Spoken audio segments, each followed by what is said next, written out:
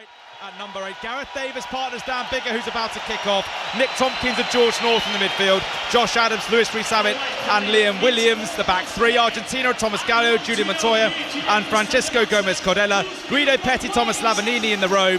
Juan Martin Gonzalez and Marcos Kremer, alongside Facundo Isa in the back row. Thomas Cabelli, Santiago Carreras, Santiago Chocobares and Lucio Cinti in the midfield.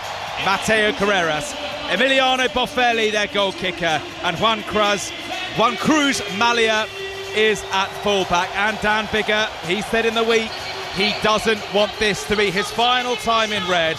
His 112th appearance for his country. He retires after this World Cup. He wants to go to Paris as a World Cup semi-finalist, as do all the Wales players, as do all the Argentinian players, and as do all the fans here, as Biggar kicks off down the throat of Boffelli, who takes it in. Huge hit coming in by Rafael. Big statement early on from Wales. Josh Adams up there as well as the Argentina forwards carry out through Gomez-Cordella, the tight head prop. The referee, by the way, in his yellow shirt is Jaco Piper. Listen to the noise round Marseille as Santiago Carreras of Gloucester clears his lines, and it will give Rhys Patchell a line out to Wales round the halfway line. Yeah, absolutely. This has been a real strong point of the Welsh attack, has been their work and the set-piece work from the line-out in particular against Australia. Absolutely sensational. So looking forward to this run and what Alex King has in store for us. Ryan Elias has been a revelation this tournament, and he finds Beard. Now Gareth Davis too Biggar, just short of the halfway line. Tompkins on to North. All 118 caps of the Osprey. There for Davis, halfway line to the right. Biggar, Josh Adams, nice ball out to Lewis Rees-Abbott, who is in space. He'll kick for himself, Rees-Abbott. All on the bounce now. Across go Argentina and clear up quite nicely. Boffelli's across there, but Wales are over that ball on the full, looking for the turnover. No, says Piper. So Cabelli passes out to Lavanini, once of Leicester, now plying his trade in France with Clermont. Back it comes to Argentina, who clear right down the centre of the field. Liam Williams, heavily strapped right leg, or a protector on that injured knee, as Dan Biggar sent it skywards. He's great at these high balls. That's back off blue. Come back off blue, and it's in the possession of Rowlands, but two knock-ons. And it was a knock-on, Matt Dawson, by Wales. Scrum Argentina on their own 22. Yeah, tight and precise that from Wales, off the line out, crashed up the middle. Great. No room for error when you're giving it to George North on the charge. Smashed in midfield, but really nice recycling from Wales to pick off what seemed a fairly set Argentina backline. Lovely variety from Wales early on. Oh, listen to this noise. Look at these Argentinian fans. They're up on their feet, they're waving their scarves. Some of them are waving their shirts above their heads, their flags as well. It is a magnificent mix of colours here in the Velodrome, as Thomas Cabelli, the experienced Argentinian scrum half, back in the starting lineup. Played in the World Cup quarter-final of 2015. Bags of experience. There's plenty of experience in this Puma outfit. In centre field, Cabelli back to Carreras, who kicks straight downfield, where it's taken in by Liam Williams. A lot of kicking, as you would expect in the early stages of a Rugby World Cup quarter-final. Williams chases his own kick. It's really well taken by the Pumas as Wales try and steal, but therefore Cabelli. And they might move it here, Argentina. They've got some space over to the far side. Chocobares, and there's Malia, who had a man outside, and Boffelli could have given it. Maybe should have given it, but this is where Argentina are dangerous. Lavanini, good tackle by Rafael, but they're still going the Pumas. Almost up to the Welsh 22. This is dangerous for the men in red. Argentina, almost at the Welsh 22. Issa there is a willing carrier. Big tackle coming in by Gareth Thomas, but Issa drives on up to the 22. They may have numbers to the right. Cabelli, out the back is Carreras, the Santiago Carreras. Chocobares over to the far side. Boffelli tries to stand up Tompkins. This is good from Argentina. 3 minutes into the quarter-final. Driven on by Petti. Good carry by Montoya. There's Cabelli. This is excellent from the men in blue and white. Only about 12 metres out or so. As Gallo drives on for the Pumas, it's a penalty advantage to Argentina. Lavanini's to the right, as is Gomez-Cordella, who drives on the tight head. And listen to the noise of the Puma fans. They know This is a good opportunity to get the first points of the game as Facundo Issa again drives on. Cabelli comes to the left. They may have numbers here, Argentina. They do. Mali is almost up to the line. He had Mateo Carreras outside, didn't give it. But they're keeping the ball brilliantly here, Argentina. 3 metres out, Lavanini. 12th phase of action from the Pumas. No advantage, back for the penalty. Good rugby, Argentina, Reece Patchell, and a chance for the first points. Yeah, real intent from Argentina. Great to see. Turnover ball. You know, Liam Williams up to chase his own kick.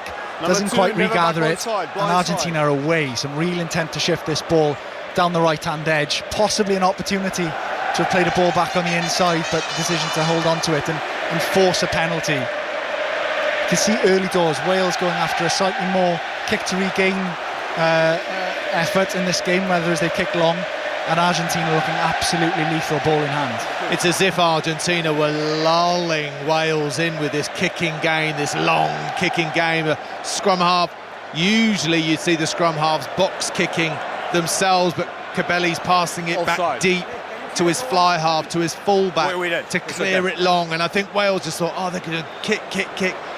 And then all of a sudden, from nowhere, Carreras just backed off, went for the dummy kick, late switch to the right. Wales hadn't come up in their full line, and Argentina were away. Great opportunity, lots of pressure. And Boffelli is going for goal. He is a brilliant goal kicker.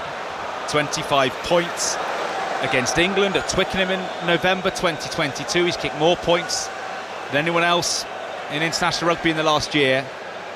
And from in between the 5 and the 15, from that right-hand touchline, Boffelli for the first points of the quarter-final, for the first points of quarter-final weekend. He strikes it nicely, but he's pushed it to the left. And Reece Patchell is a man who's kicked many goals in his career. Is that quarter-final nerves from what is usually such a brilliant goal kicker? Yeah, he's excellent goal kicker. He's, you know, you play against Edinburgh and you give a cheap penalty away, and you almost walk back to halfway because it's a guaranteed 3. So a real let-off for Wales, but probably proves the importance of having world-class goal kickers in your team when it comes to knockout rugby. The voice of Wales fly half Reece Patchell, a key part of the Wales 2019 World Cup squad that got to the semi-final and were inches, moments away from a World Cup final. I wonder what would have happened if England had played Wales that day. Reece Patchell, what a final that could have been. And who knows, the two could meet in the final. Perhaps optimistic, but possible, as Argentina go back and play a kicking game here, Matt Dawson, that doesn't go to plan, out on the full, giving Wales the line out around about the 10-metre line, inside Puma territory. Yeah, Carreras going for an up and under down the... in that sort of 15-metre channel down Argentina's right-hand side, sliced it off his right boot into touch. Brilliant position for Wales. They go off the top. Rowlands, Gareth Debs, how he got that away I do not know, but he has. Bigger, Tompkins, or a little loop around, Johnny Sexton style. Josh Adams out to Liam Williams, and Reece Sammett's getting plenty of ball. That's positive for Wales. His kick is very nicely fielded by Boffelli. The mark has been called. He did go out of play, Boffelli, but first he made the mark. But encouraging Reece Patchell. Wales getting it wide and giving Reece Sammett some ball. Yeah, some nice line out. That's really the key source of Wales' possession, is they get a starter given to them and they've been lethal off it. Boffelli doesn't go for touch because it was a free kick, and Bigger, no doubt where he's going. He is belting it into the Marseille sunshine. 0-0, 8 minutes gone, quarter-final weekend. We've got you covered all the way on 5 Live and across the BBC. Argentina through Issa, almost get away. Oh, Carreras. Santiago was on the shoulder. Now Carreras takes it at first receive. Has got Gomez Caldela, the tight head prop, but it's been wrestled off him. I couldn't see who that was. It might even have been Josh Adams. Anyway, good defence from Adams, who is so obstinate with his defensive work. A real menace for opposition. And Wales have got this ball back, and through the bleach blonde head of Gareth Davis, who loves the Rugby World Cup. He's sent it as high as the Marseille stands. Might catch a few players offside, but it's been regained by Davis. And now Bigger, almost at the halfway line. George North's in space, and again they get it out to Reece Sammet. And if he steps inside, he might be able to get away. He does almost. His offload went forward. Good defence by Petty, the second row. But that's the third time in 8 minutes that Wales have got it wide to Reece Sammet. Michael Checker talking in the week about how Wales would boot the leather off the ball, but they have given their potent strike man a chance to attack on a few occasions. Liam Williams, he's going to counter-attack, is he? I felt that was going to go up in the air, but no, he set it up. It is hot here in Marseille, and already there are some tired bodies out there, Reece Patcher. We've only had 9 minutes. Yeah, it's interesting. Wales are going through a real kick-to-compete mentality, whether it's to kick the ball long is what served them so well in getting them 4 from 4 in the pool stages. Argentina claim it nicely through fly half Santiago Carreras. Wales putting some pressure on the floor. Back it comes to Malia, who kicks, and Biggar is beautifully located inside its own 22. He scampers out of his 22 and over the 10-metre line, and now links with Adams, who almost gets away, throws a bit of a wild pass out there to Jack Morgan. A great step, Morgan, and he's the way up the touchline, and he gets it inside to Davis, who inexplicably drops it. He wasn't under the post, Gareth Davis. There was cover, but he had space ahead of him. I mean, Jack Morgan can do everything Matt Dawson. He can kick, he can carry, he can step, as well as it's booted downfield by the Pumas, and it will be dotted down by Liam Williams casually for a goal line dropout. I know this is a slight tangent here. There is going to be a problem. Every single Wales's number is coming off their shirt. Well, Liam Williams has gone quickly with the goal line dropout. I have not seen that before. That is really clever. It has to go 10. It did, and Wales have regathered it. And as you say, Matt Dawson, about 5 of the Wales players, their number's been ripped off. So not just annoying for us in the commentary box and in terms of IDing the players, but also for the officials and trying to get a number for anyone who misdemeans. It is let's read Samet's. His 14's fallen off. Davis's 9 has fallen off. As Argentina have it just up to the halfway line they go. Corbelli, the number 9. They might have a few numbers out here, Argentina, but Wales are looking to turn that over. Nicely done by Lavanini. Now whizzed out to this near touchline where Mateo Carreras wants it, but instead it's carried on by Juan Martin Gonzalez, the future Saracen, and they are dangerous when they go through their phases, Argentina. Lavanini again carries. Corbelli out to Santiago Carreras. He uses his forwards. Morgan's on there looking for the turnover. Hasn't quite managed to affect it. The tight head again, Francisco Gomez Cordella is carrying. And now his fellow prop, Thomas Gallo, over the 10-metre line. Morgan again wants the turnover. He's looked for that all game, but still hasn't quite got it as the Pumas attack once more. Nice offload to Corbelli. Now Carreras. And Cinti drives on the outside centre. Again there for Corbelli. Here is the captain Montoya. Not far from the 22. Still 0-0. 12 minutes gone as Santiago Carreras leaves it to Malia, who will have to kick, or will he? No, he'll whiz it out to Buffelli, who drops it, and that is a feather in the cap, Reece Patchell, for the Wales defence, driving Argentina back 20 metres. Now they've got the scrum. Absolutely. Wales at times look a little bit narrow defensively, which means that Argentina can obviously try and get themselves into a 15-metre channel. If Argentina throw a long ball early, it's happy days as far as the Welsh defence is concerned. The Mike Chevauche will spin and catch. If they go short pass, and then throw the long ball right at the end, that's when Wales have been in trouble. But you're right there, Argentina have let Wales off the hook, frankly, there. Some bad catch-pass skill from Argentina right at the end, let them down. This is going to sound ridiculous because we're nearly 13 minutes into the game, but we're talking about how difficult quarter-final build-up weeks are, the emotional drain that it's taken out throughout the week. There's a lot of real tired bodies out there. The ball is in play a lot. Argentina has some great opportunities to go the same way down that right-hand side. Reece Patchell and I have pointed to say go. No Argentinian player could get off their backsides to get into position to take advantage of that space. So the emotional and physical energy that both these teams are pushing to the limit is taking its toll. Still no points. They're saying on the stats that Wales have made 33 tackles and Argentina have only made 6. Goodness me, Wales again with this post move. It's set piece, it's nice, it's Adams out to Liam Williams in the line with his number falling off his back. He checks and takes a bit of Marseille turf with him, but Wales are inside Puma territory and they're keeping it alive. Now the Pumas do have to tackle because Wainwright drives on. Gareth Davis with no number on his back. Biggar goes inside to George North, almost through, but he does offload to Gareth Davis. Biggar's under the post. Dan Biggar for Wales, who lead in the quarter-final. Concern there's a forward pass here. I think they'll go back and look at it, but some really good work off the ball Matt saying earlier that Argentina couldn't get themselves back in the game for a second touch from the short side. Wales's attack, boys working as hard as they can to get a second touch, pushing through on a line break. Gareth Davies could have picked 2 or 3 players there to have passed to, and in the end it's Dan Biggar that crashes on underneath the post. Lovely starter from Wales. Gareth Davies getting a second touch, which creates 2 extra players as far as Wales are concerned, and then from there, speed of ball, stay on top, and George North busting through on an inside pass of Dan Biggar. Yeah, it was that late decision, wasn't it, from Dan Biggar. He obviously heard George North screaming at him, coming on that acute angle on Biggar's right-hand side, stepped off his left foot, attacked Carreras, and George North at power, pace, step out, offload, simple 2-on-1. Wales made that look really easy, but there was a lot to do. That is lovely rugby from the Welsh. As Rhys Patchell and Matt Dawson were saying, start to move, kept it alive, Gareth Davies, and then Biggar was... Oh, if that hadn't gone to him, I don't know how he would have reacted, but he scored. He pops over the 2. 8th try for his country, Dan Biggar. He won't have scored many more important ones. 628 points after he had still the 2, and Wales lead by 7. And we spoke to Rhys Patchell about Wales wanting to get in front, wanting to own this game, both in terms of the pressure and the scoreboard, and they've done just that. 7-0 after 15. Absolutely. The key thing for Wales here now is that there is a clear exit. We're pointing at the TV screen here. Has Jacko Piper's hamstring gone? Let's listen.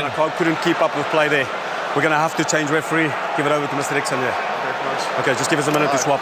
Thank you. Unfortunately, man. Well, I cannot remember this happening in a World Cup knockout match.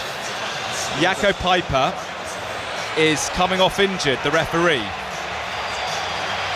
Yep, you saw probably where he did it, just a calf or a groin or something. He is coming off, and Carl Dixon, who is the AR1, the assistant referee 1, will end up refereeing this match.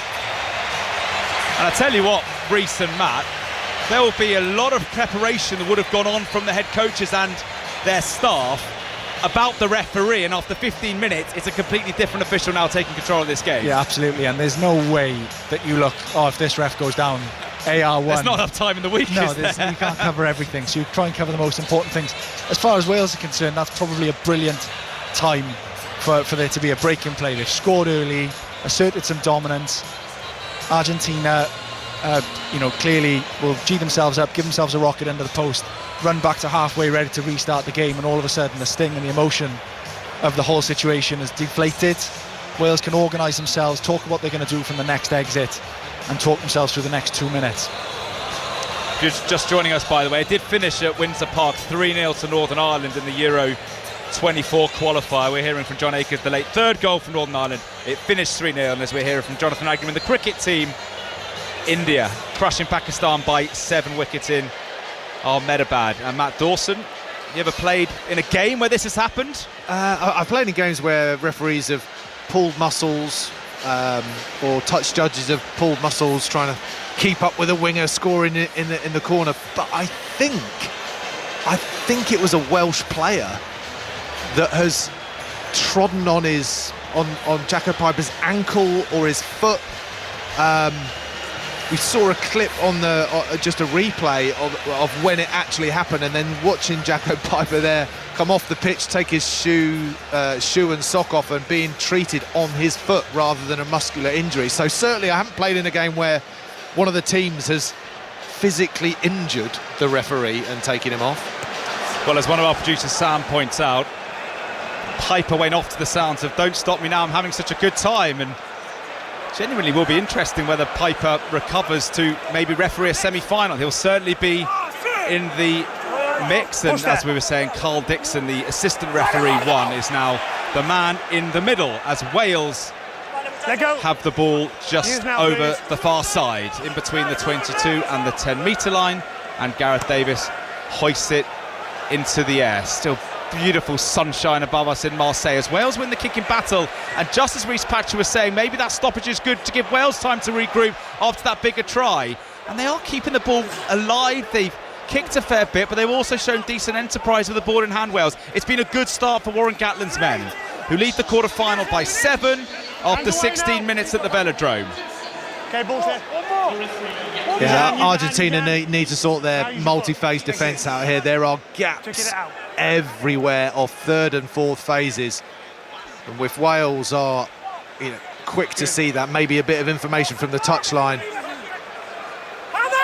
Well, if Wales can score next, given how Argentina have flattered to deceive in this tournament somewhat, it would ask real questions of Michael Cheika's side, and we know how good the Welsh have been when they've had a lead this World Cup. They have lost it forward there. Gareth Davis, the scrum half, from a wobbly Argentinian clearance kick, so it will be a scrum to the Pumas just short of halfway. Yeah, Argentina probably tempered that early ambition that they showed. A smart team. I mean, Felipe Contepomi, excellent coach with Leinster, now he's with the Argentinian national side. You know, they're not going to throw it around willy-nilly. As good as their ruck speed is and as much of attacking ambition they have, if the ball is slow, they will put their foot on it, and that's precisely why you put your foot on it. You hope the opposition will make an error, and if they don't, you can put a big shot on the catcher and slow the ball down and get your defence realigned. You can't run it from everywhere, as Argentina started the game. They're trying to build themselves into the game now. It sort of reminds me of something that Sir Steve Redgrave said once when he was really digging in. All he thought about was 10 more strokes, because if I do 10 more strokes, there is no way the opposition can keep up with me for 10. And I feel that for Argentina at the moment. They've got to dig in. They've really got to dig in if they want to stay into this game for the next 10 minutes and really force themselves to get to the rucks and the far side of rucks to put any kind of pressure on Wales, or Wales will score quickly and do some damage. Issa for Argentina. And then the ball's been lost forward in the carry by the Pumas. And look at the body language from Wales. But is that Dan Biggar going down? Yeah, you've both pointed out Biggar is doubled over in pain, and this is a big moment in this quarter-final. And yeah, see, Dan Biggar went in there for the rip. Went to rip the ball. Reece, was that? Yeah, shortest route to the gain line, straight to 10. And Biggs is a brave defender. He tackles quite high, and what I mean by that is he targets the ball quite often. Doesn't get done for high tackles. You know, that's not what I mean by the fact that he tackles high, but he aims quite far up the body, generally targets the ball, goes for a rip. It was Sean Edwards was big on that you're outside halves.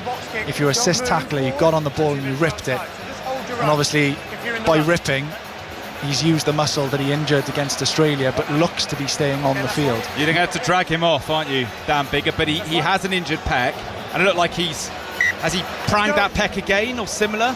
It looked as if the Argentinians were kind of targeting that area. Well, you got to be sensible. He's an experienced campaigner. If that is the movement that is going to hurt your pec, don't do it. Just make a normal tackle, sacrifice. Wales need Dan Biggar fit. Sacrifice that tiny part of the game. It's not worth the risk. It's simply not worth it. But as Reece says, his tackle technique is to go up like that. I don't know if he's going to have to stop. Well, I don't know if he's got the default to tackle round the waist or lower. So, yeah, that is one to watch, because Biggar is on, but he definitely looked in pain. Anyway, Argentina knocked on. Wales have the scrum. Are they going to work? Well, nice ball from Wainwright out to Biggar, and I tell you what, Wales's backs have looked slick so far, haven't they? As Tompkins gets an offload in, Wainwright, Beard was there again with no number. That's a good carry from Wainwright, a decent offload as well to Rowlands, looking to offload here, Wales. It's been a canny start to the game for the Welsh, almost at the 20-minute mark, as Beard sends it out to North. Nice delay. Biggar's in the wide channels, as is Josh Adams, and they're making meters all the time, are the men in red, who lead by 7 at the Velodrome. Driven on again by the Wales forwards, who are making meters. Tompkins, now Tommy Rafael, who's driving over the 10 metres. Penalty advantage Wales as Argentina go offside. We said next score is key. This is bang in front, Reece Patchell. Biggar will certainly go for goal. 100% he's stepping up.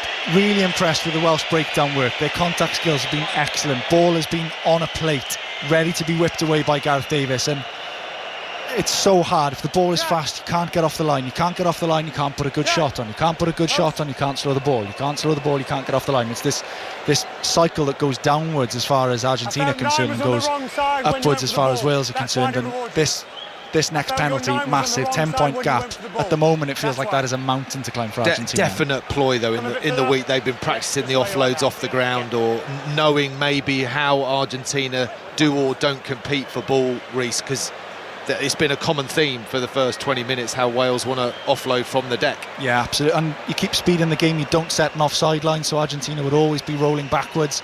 Difficult for them to slow the ball down. Absolutely something that they've looked at this week.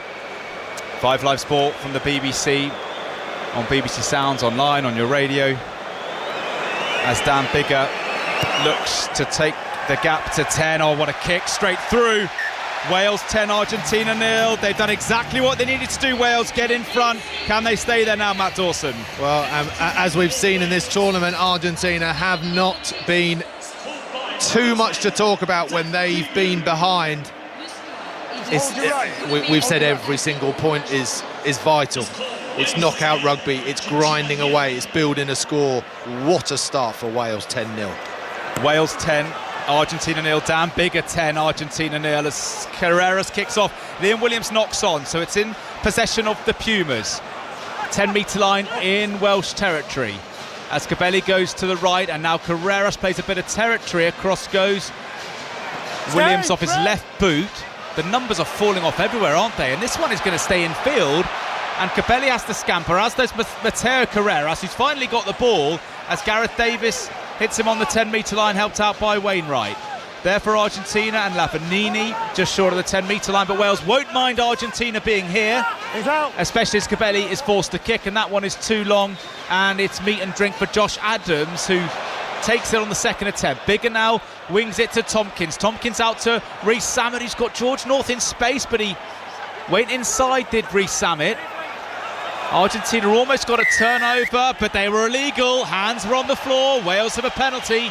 It's out of range, but it's another great opportunity for the Welsh to drive into Argentinian territory. Absolutely. Dan Biggar hit this down. A good kick here, just inside the 22, considering the angle that he's got and how far. 5 metres inside his own half. Wales will get the driving maul, and all of a sudden the life is being sucked out of Argentina, and Wales are just growing and growing and growing in momentum. Yeah, it looks like a relatively decent nudge, maybe, okay, just outside the Argentinian 22, but such a good platform for Wales, and so far we've seen Wales's line-out be just, it's like TikTok, isn't it? Really simple, but very effective. Wainwright, just on cue, it's classic. Overthrown. And Montoya barrels over Biggar, who did go lower this time, but he was bounced.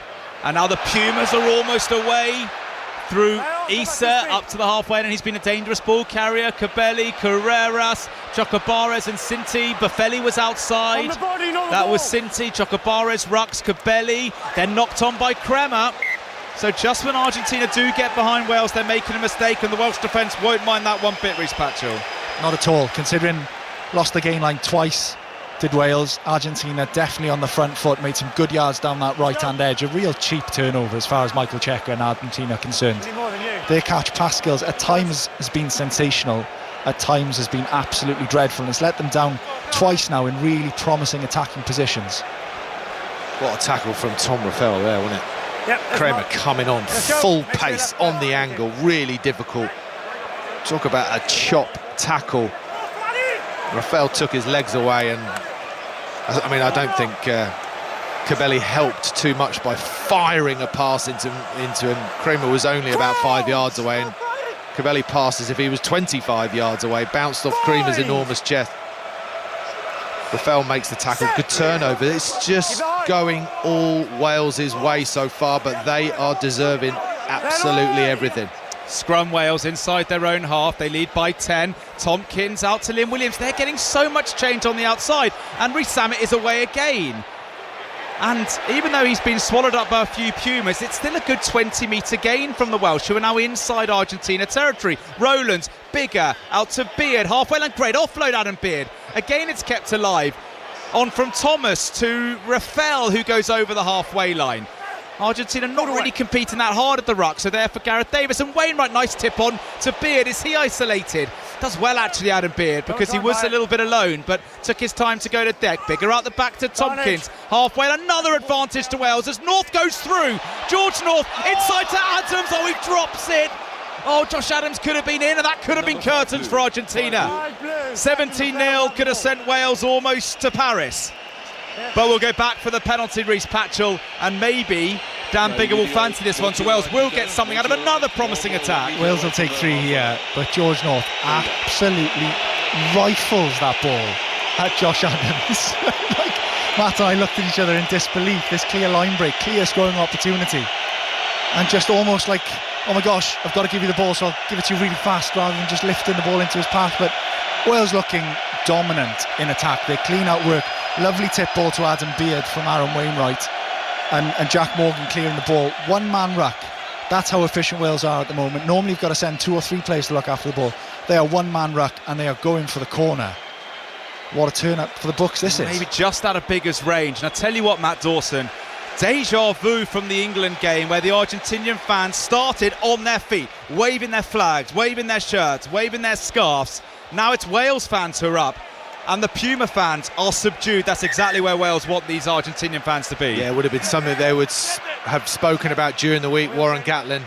That Latin temperament from the Argentinian fans. You can quieten them a little bit like used to be when you played against France. Oh, good steal though. Oh, it was stolen by Argentina, but Wainwright managed to gather, and Wales are 6 metres out here. Penalty Argentina, they jackal well on the floor.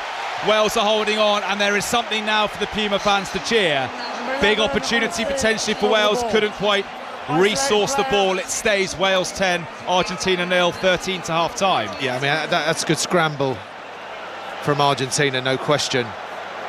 I think really the focus for Argentina right now needs to be on how on earth do they organise their set-piece defence, because it is all over the show. Wales are at will, particularly down this right-hand side with Rhys Zammit. It's as if Argentina are sort of doing that old-school drift to say, yeah, go on then, take the outside, but it's giving, with all of those offloads, it's giving Wales such momentum, then Argentina can't recover. Well, any listeners to the Rugby Union Daily podcast would have heard a lot of Chris Ashton this week. And after a whistle-stop tour to Bristol, he is now back in Marseille and has taken his seat just metres to our left. Actually part of our team here tomorrow for England-Fiji, alongside Matt Dawson, who's doubling up this weekend. Is the World Cup winning scrum half. 10-0 to Wales. Towards the half-hour mark, Argentina caught, this time in possession. And surely Rhys Patchell, Dan Biggar's got to go for this. He turned down the poles from around this position a moment or two ago. It's a bit more central. Points, points, points. Build the lead for Wales, the order of the day. Absolutely. You'd have thought that sort of a couple of the leaders on the field there have got together and said, right, next chance we get to go for the goal, we've got to take it, because we've turned down 6 points now and gone to the corner twice and got nothing out of it. So wise decision as far as I'm concerned, from a Welsh perspective, to point to the post and give the ball to Dan Biggar. Yeah, 2 botched line-outs for Wales, the only thing to just dampen this momentum, which they are building. And it's the word Warren Gatlin has often used. When Wales have momentum and have belief, they are a hard team to beat. And they have been an embodiment of that all through this World Cup. 29 minutes gone at the Velodrome. Wales 10, Argentina 0. Biggar for 13. Oh, he's dragged that to the left. And both of you have goal-kicking experience. He didn't like it, did he? Too far, do you think? Well, I think he's got the distance from there, to be honest. I just maybe not quite in that mood. Could it be the injury? Could it be the injury? Exactly. Yeah. Maybe just in your mind to say, and it's so far out, you've got to want to have that kick. You really want to demand it, and that was a fairly weak attempt. Yeah, you'll brush it off though. He'll want the ball another time. He won't sit there and say, oh, maybe I don't fancy the next one. If the chance comes, he'll wander forward to the ball. And he belts it up in the air, and Argentina knock it on. So really easy territorial gain. And if anyone wonders why teams kick so much in the backfield like that, it's because Wales have just made 30 metres through an Argentinian mistake. If you get the ball back or the opposition knock on, you get the scrum, and Wales now have a scrum in Argentinian territory. And while the Pumas have had glimpses, more than glimpses, Matt Dawson, we're starting to spend a lot of our time looking to the right of halfway, aren't we, when Wales are attacking? We are indeed, and Wales look in complete control. They really do. Yes, there have been glimpses from Argentina, a couple of line breaks, but they haven't been able to then seal the deal. And I like the way that Wales are setting up as well. It looks thoughtful. They've analysed Argentina so well that they're really attacking the weaknesses. And they may get a bit of a nudge on at this scrum. No, referee Carl Dixon. It's no coincidence that we are looking to the right, and every time you are on the commentary, you're saying that Reece Zammit is making you. It's not coincidence. That doesn't happen by, by luck. It's been some fantastic analysis from the Welsh this week. So far it's a bit of a. Well, I think they're schooling Argentina at the moment. And there's some real discipline in their play in terms of we're quite happy. We won't play in our own half. As far as the Welsh are concerned, they'll stick the ball down in Argentina's half and force them to exit and force them to catch high balls and force the mistakes out of them, and then all of a sudden you get scrums 45 metres from the Argentinian line, bang in the middle of the field. Well, there you go, Chris. Reece Zammit is in the middle of the field. He's not on the right wing. It is basically give it Reece. Whatever happens, give it the fella, give it the rocket. Wainwright to Davis, and they do exactly what Matt Dawson implores. Reece Zammit almost gets away. He does beat one tackle out of Kremer, and it's there for Wales. 10-metre line knocked on, though. Game just has lost a little bit of flow. I'm not sure if the refereeing change has had something to do with that, but also mistakes from both sides. Rowland's knocked on. I don't think the ball was meant for him. Couldn't quite gather it. So an Argentinian scrum, but still Wales will be happy with life. 10-0 up with 8 to go to half-time. Rhys Patchell. Yeah, Argentina desperately need something from this half, even if it's 3 points, a drop goal, a penalty, whatever it is, to try and get themselves back in this game, because it has been particularly one-sided. Having said that, if they are given an opportunity to cut loose, they've looked lethal on the break, just not quite had the accuracy at the end to finish it off. Referee Carl Dixon, who's a replacement for Jaco Piper, who limped off injured, and he's taking his time to form these scrums. This time it's Argentina to feed through the experienced Thomas Cobelli, and Argentina have it at the back through Issa as the drum sound in Marseille. Switched across to Carreras, who kicks, but Liam Williams is all over that and sort of beautifully used his body to control the ball, and he kicks downfield where Carreras has scampered back, and he sends a high ball up towards the Marseille sunshine. No one really wants that one. Bigger kind of bumped into his forwards, and it's back in Argentinian possession. This is where Wales have to be careful. The lead is only 10, even though they've been dominant. And there's an offside against Argentina. And there's frustration from the Puma supporters in the crowd. Referee Carl Dixon has given an offside from the kick that caught a lot of the Argentinians offside. They didn't retreat outside the 10 metres. And Bigger won't go for goal, you'd imagine, from here, but he will try and drive it up towards the Argentinian 22. What an absolute coach killer that is.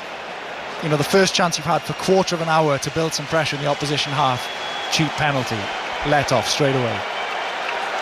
Yeah, wonderful kick there from Dan Bigger. Only probably 15 or so metres from the Argentinian line, and I'm not going to comment on the line out just in case something happens, but as far as the backs are concerned, they're going to be licking their lips. Who we're looking for? Look, Reece Zammit just prowling around behind Dan Bigger. Oh, that's 3 line-outs now Wales have got wrong, and then Mateo Carreras jumped into the tackle, and Jack Morgan did well, and Tommy Raffel, the flankers, did well not to take him out, and the referee is happy. Cleared downfield towards Reece Zammit, who's had plenty of ball, the right winger, a hat-trick against Georgia last time out. 14 tries for his country, 32nd appearance, not far off a try every 2 matches, and it's been knocked on by Wales. The game has got very scrappy, hasn't it? Really quick start to it, but lots of knock-ons, lots of scrums, and this time will be an Argentinian one just short of the halfway line. Yeah, decent, bit naughty that, bit naughty from Carreras when he went to jump and catch for the ball. Do you know what? There's a part of me saying he should get yellow carded for simulation there, because that was well out of order when Carreras jumped for the ball Rafael did brilliantly to realise that he can't do anything about it. Didn't touch him, but Carrera's already committed to make it look like he'd been hit in the air. It's unacceptable, absolutely unacceptable. Someone, certainly the referee, should be speaking to him. Scrum to the Pumas with 5 minutes, just under to go until half-time. Wales lead by 10. Dan Biggar's try, Dan Biggar's conversion, Dan Biggar's penalty. Big scrum, penalty Argentina. Felt as if Wales got some go forward there, but at an angle, an illegal angle, decrees referee Carl Dixon. So the Pumas can end in Welsh territory. Vitally important for the Welsh Reach Patchell. They don't concede. They've been good value for 10-0, but 10-3, 10-5, 10-7 gives the half a whole different complexion. Absolutely. This is, as far as the momentum of the game, an absolutely massive period of time here. Argentina's first real meaningful attack for 20 minutes, almost, as Carrera pushes the ball into the Welsh 22. Massive test for the Welsh defence, who haven't really been under that much pressure, haven't had any sustained pressure within their 22. And this is what, 7 metres from the line? Really tough part of the field to defend. It's a good kick from Carreras, Matt. Yeah, brilliant. Under that pressure, knew that half-time was coming. They haven't looked anywhere near getting towards the Welsh line. This is their chance. This is a, dare I say, defining moment for Argentina in this quarter-final. And therefore for Wales as well, as Montoya, the captain, prepares to throw. They're only 8 metres out or so, the Pumas, and they win. Good line-out ball. They set up the maul. Issa has it. Wales do well to stop the maul forming. Very well, in fact, Wales. So Argentina have to play it through Gomez Cadella, the tight head prop. Can Wales snuff out this Puma attack as Gallo carries? 10-0 to the Welsh with 3 minutes left of the half. Lavanini underneath the crossbar. Argentina just short of the 5 metre line. Kremer on the carry. This massive open side flanker as Kobeli again asks his forwards to drive on. They oblige through Issa. 7 metres out. Kobeli again to the tight forwards who go to within 5. Kobeli is caught, gets the offload away to Santiago Carreras, out to Moroni, who's on as a replacement, Matthias Moroni. And it's a penalty to Argentina. Wales were all over it on the floor through Williams, but advantage was being played. So no advantage to the Pumas. Carl Dixon's got the penalty to Argentina. It's slap bang in centre field, 5 metres out, offside. And what do you do here if you're Argentina? Surely you get on the board in a quarter-final, and they say let's do just that. Yeah, message from the touchline. They showed it on the big board on the big screen in the stadium. Take the 3. Let's get ourselves in this game, off the scoreboard and off the canvas. Do you know what? They looked aggressive and dynamic there in their pick and go game, didn't they? Jack Morgan and Tommy Ref almost going 1 for 1 in terms of their tackling and post-tackle breakdown efforts. But finally, some meaningful return for Argentina in this game. Well, you feel if Wales had turned one of those chances into 3 or 7, 13, 17-0, could have been it. But Buffelli's put Argentina on the board.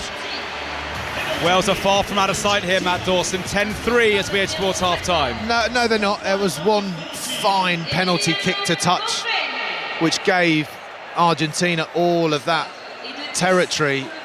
So many positives for Wales. Stay in their moment, stay in their zone, stay in their strategy is working. It's ridiculous to think that you were ever going to nil somebody in a quarter-final.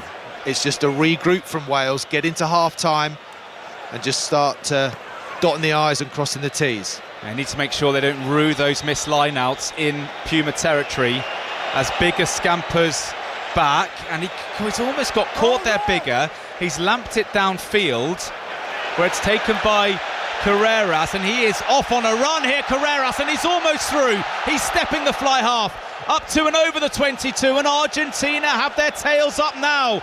30 seconds till the break, and the Pumas sense an opportunity through Gomez Cadella. 10-3 to Wales into the final seconds of this first half, and they may have numbers here. The Pumas. Moroni, lovely ball to the ever dangerous Carreras, who started the attack with a fine break. Here's Kremer who loses it, and then Lavanini kicks it. That was weird. Buffelli is back. Good tackle, Will Rowlands, who just about stopped Buffelli's momentum. Wainwright's on that, looking to steal. Hands away, says referee Dixon. And now Cabelli comes to the left and Thomas Gallo the loose head. Time is up in this first half.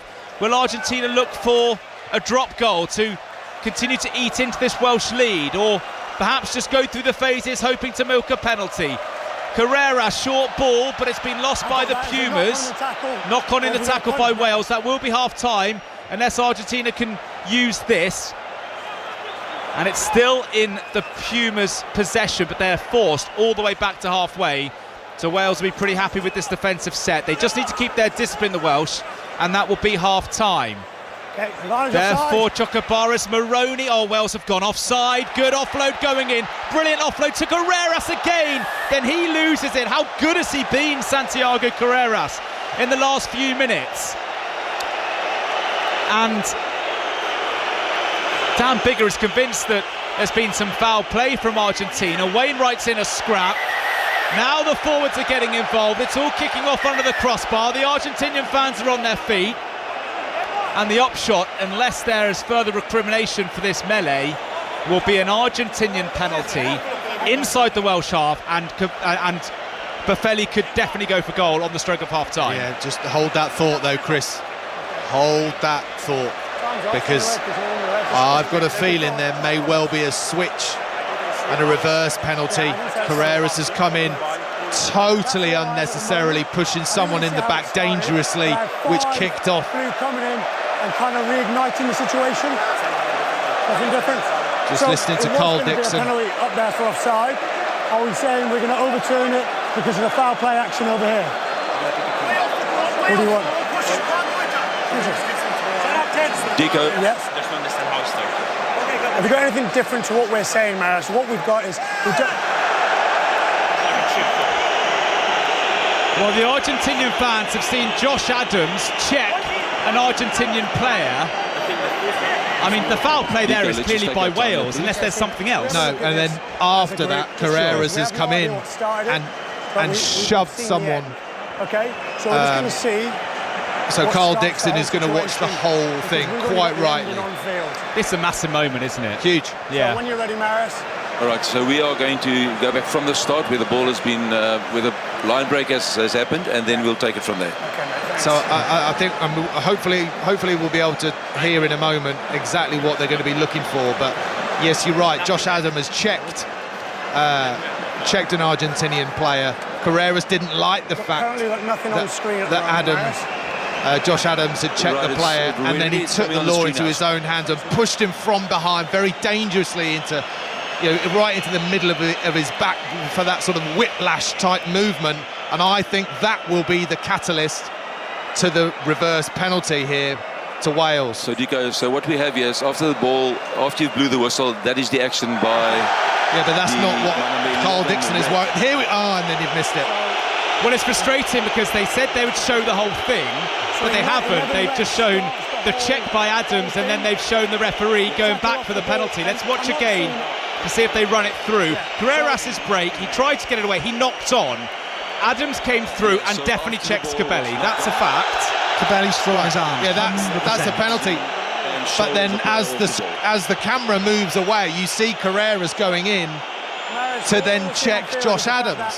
The red player almost hits him after the ball, and we're looking at he actually wraps. So we're looking at just a penalty, unless you can tell us anything different. Oh, come on, officials! Please, okay. officials, get this right. Okay, so a penalty against number 11, red, the guy who starts the whole thing. Well, every time you hear that noise from the crowd, it's because they're seeing on the replay Adams check Cabelli. But Matt Dawson, you're convinced there was something else afterwards, and the cameras just will not show. It's going to be a second penalty to Argentina. It's going to be a penalty over here against this player. I don't see it as a shoulder charge. I see him as a wrap. I think it's a bit of a cheap. I think it's a cheap shot. Nothing more. Oh, a penalty here. No, for me, just a penalty here. So it's not going to be a yellow card to Adams. The offence is Josh Adams on Cabelli after the knock-on. So instead of having a penalty around the halfway line, Argentina have one 8 metres out, which Buffelli will throw over for 10-6. and that will be the half-time score, Reece Patchell, as Boffelli goes through the formalities of kicking this from right under the crossbar. Yeah, and I don't want to sound a bit like a bitter Welshman here, because we haven't gone and seen the rest of the incident, as Matt was alluding to. It's a cheap body check and sort of shot from Josh Adams after the ball, which, if there wasn't the incident afterwards, is most definitely a penalty to Argentina, and we haven't seen the incident afterwards, so that's half-time. Exactly, it is half-time. Well wrapped, Reece. Wales 10, Argentina 6. Definitely a penalty against Adams, and there were some remonstrations from Julian Montoya saying that it could have been a yellow card against Adams. But, Matt Dawson, Wales were 10-0 up. They had loads of ball, loads of pressure, loads of territory, loads of opportunities. Couldn't better their 10-0 lead. The Pumas have had a rally before half-time, and they've made this quarter-final stay very much on a knife edge. Wales 10, Argentina 6 at the break. Well, come on, Chris, you've commentated and been to enough of these types of games to know that there is a very, very large chance that one of these 4 games that we think is going to be 4 quarter-finals that we think is going to be done and dusted is going to get turned on its head. There is going to be a moment that where a team is dead and buried and they're going to make a charge. And most of the times it will come because of some real basic errors from the team that are in control. And right there, you just saw when Argentina went to 10-3, a good kick from Argentina, had a pretty lucky bounce that took the ball away from Dan Biggar, who took an eternity to get the ball into his hands and just clear the ball. You're in your 22, get it off the pitch, defend all day long, get into the changing shed at 10-3 up, and before you know it, turnover ball, penalty, 3 points, 10-6. You're going into the changing room with a very different mindset. Right, Sonia, Wales were 10-0 up. They've done loads of things well this half, but they could have been out of sight. They are far from it. Wales 10, Argentina 6 at half-time. And the word Matt Dawson used, and I'd scribbled on my piece of paper as well, was control for Wales. And then the slightly calamitous last 10 minutes means that it's swung slightly in the favour of Argentina, albeit Wales leading on that scoreboard by 10 points to 6. A couple of points I want to make. Reece Patchell, Matt Dawson has just highlighted it there. In that moment when Dan Biggar has the ball and he doesn't hoof it into row Z and he just fudges what he does, that's where it unravelled for Wales. Well, what's a player thinking in that moment? Is it brain just get a bit scrambled? It's difficult because the game plan that Warren Gatland's always employs is you keep the ball on the field. At all costs, you keep the ball on the field, which is what Dan Biggar has done. Now, you probably need a little bit of gratis there to be able to say, actually, I feel like the right thing to do is we'll stick the ball off the field and we'll defend from set piece. For me, the real issue, or the real let off the hook that Wales gave Argentina there, was they didn't catch the ball on the full. Carrera whacks the ball down the field, the ball's in the air for 4 or 5 seconds, and nobody catches the ball on the full, and as soon as it bounces, it's anybody's guess, and Argentina can steal 10-15 metres extra on a kick chase, catch the ball on the full, which is what Wales have done for the vast majority of that half, and the situation doesn't unfold as it has.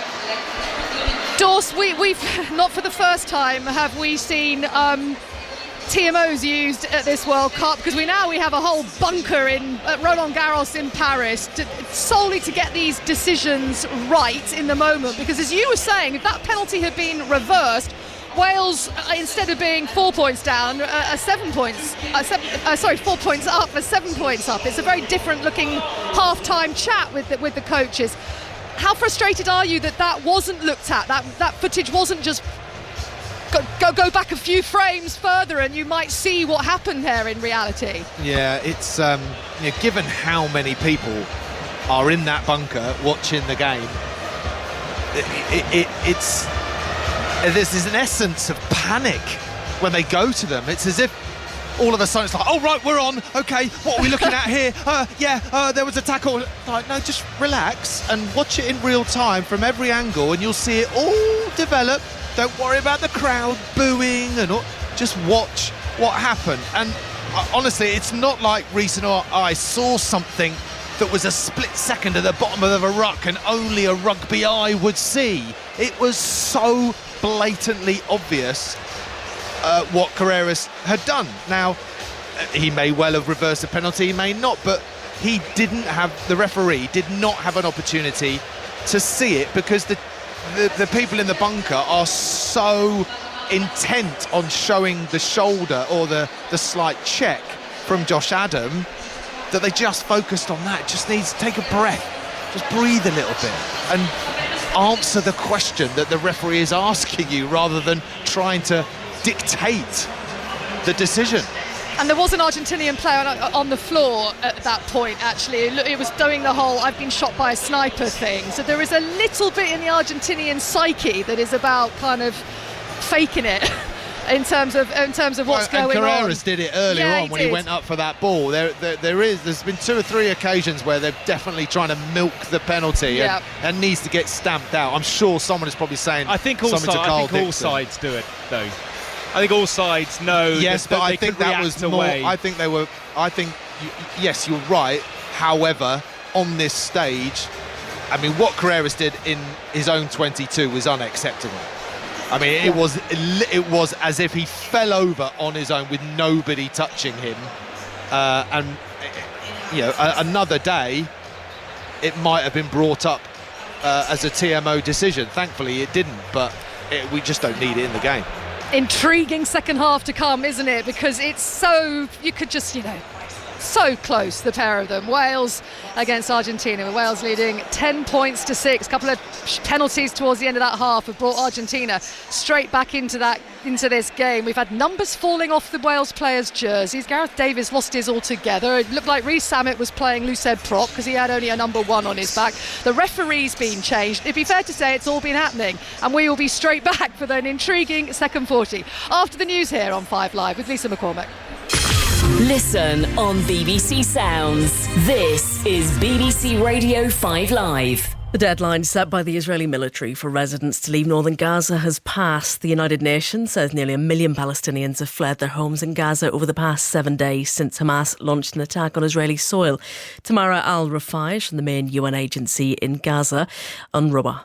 My colleagues are telling me a lot of horror stories. They're telling me about women who are pregnant, children with disabilities, old people, all of them not able to leave the north of Gaza as instructed. As a reminder, we are talking about an area where 1 million people live and where they were asked to evacuate literally overnight. The BBC's confirmed that young children were among those killed in an airstrike in a convoy of vehicles leaving northern Gaza on Friday along an evacuation route designated by Israel. This afternoon, Prime Minister Benjamin Netanyahu has visited soldiers outside Gaza. He's asked them if they're ready, adding that the next stage is coming. Back here, and several pro-Palestinian marches are taking place across the UK. People are gathering in cities including Manchester, Edinburgh and in central London, where our correspondent Simon Jones is watching. We're very close to Downing Street, and that is where this march is culminating. Now, as some of the protesters walk past Downing Street, they booed because they're not happy with the British government's response to this conflict, the British government giving its support to Israel. Now, in terms of the people here, lots of people draped in the Palestinian flag, lots of people holding banners saying "Free Palestine." Of course, we'll bring you updates on this during 5 Live Sport, and you can also keep up to date on the BBC News app and on the website. In other news, a dog thought to be an American Bully XL has attacked 2 women at a house in Stoke-on-Trent. They were taken to hospital after it happened on Thursday morning. The dog's going to be put down. Security alerts in France have led to the closure of the Palace of Versailles and the Louvre Museum. The fatal stabbing of a teacher in a school on Friday has prompted the authorities to deploy thousands of troops to carry out patrols. And Sir Michael Caine's confirmed he's retiring from acting following the release of his latest film. The 90-year-old stars in The Great Escaper as Bernie Jordan, a Second World War veteran who made headlines in 2014 when he escaped from his care home to attend D-Day anniversary celebrations in France. Every game live. Rugby World Cup 2023 on 5 Live, Radio 5 Sports Extra and the BBC Sport website with Sonia McLaughlin. Wales leading Argentina 10 points to 6 at half-time in this first World Cup quarter-final. Later on this evening, it's an 8 o'clock kickoff at the Stade de France in Paris. We'll have full commentary of Ireland against New Zealand. What an intriguing matchup that is. But the jam in the middle is the Super League Grand Final at Old Trafford between Wigan Warriors and Catalan Dragons. We will have commentary of that at 6 o'clock this evening. Here's Matt Newsom. Thanks very much, Sonia. Well, it's a crisp, clear and at the moment dry day at Old Trafford, and you can't always say that about Grand Final day. It's often teeming down, it's often very autumnal. At the moment we're probably in Indian summer territory. Alongside me to talk through this one, we've got rugby league royalty, former Great Britain player and head coach in the shape of Brian Noble, and a man who devastated Australian defences many a time in the Great Britain colours in the shape of Jonathan Davies.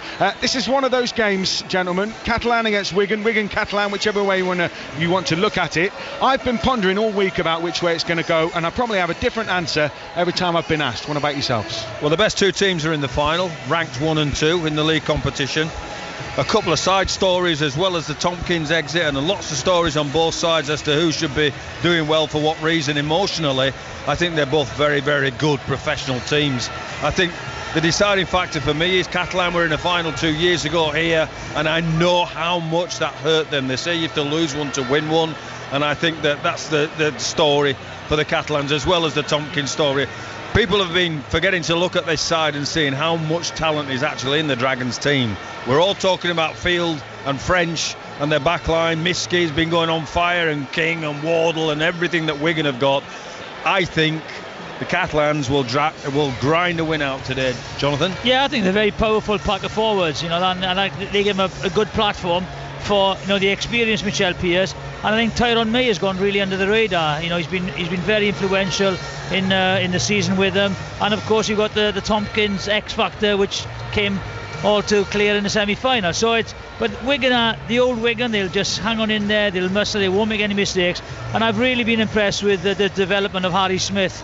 The way he squares his shoulders up, he holds defenders, and what that allows then is for your Field and your Bevan French to make their magic, because they're so quick. They can create a 2-on-1 out of nothing, when there's nothing on, because he just squares everyone up and holds the defences, so there's space on the outside. So as you get it has been chucking it down, as I travelled up here, the rain, so it's going to be a little bit damp. That's the Welsh rain. Yeah, it is. But I just feel that it's going to be an arm wrestle, and maybe it's a little bit of magic. And if you're looking at the two players who have set the Super League alight, it's been Field and it's been French. So who knows? It is a very, very close call with the two best sides, as Brian said. I just want to trump Jiffy there and say, if you look at Tom Johnston and what he's done this year, and you look at the boy Kieran in the centre, what he's done this year, and Ikevalu, there are stars on both of these sides. Everybody's been talking about Wigan. Those two, I think, are exceptional players. Might it come down to the fact that, you look at those two semi-finals, very different games. We watched the Catalan game, that was bruising. That was a proper slugfest. And Hull KR Wigan was more like a fight that should have been stopped in the first round. Yeah, that was a difference. So they Wigan run away with it because they came out of the blocks very early. They were clinical and they were like 18 points up. So all of a sudden, as a contest, it was all over.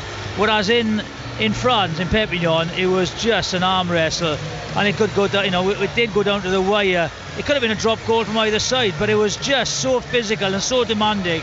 I don't know which semi-final was better for preparation for the side, because they've had enough time off now.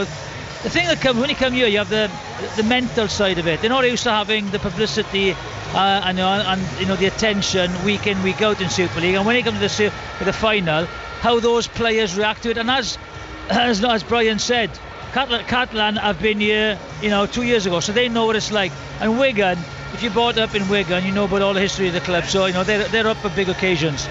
Yeah, so highlights are on at 5:20, BBC 2 on Sunday. That's where you'll find Jonathan Davies and Brian Noble. Kevin Brown and John Keir will be alongside me. Kick-off for this one is at 6 o'clock, and we're back to Sonia. Come on, Wales!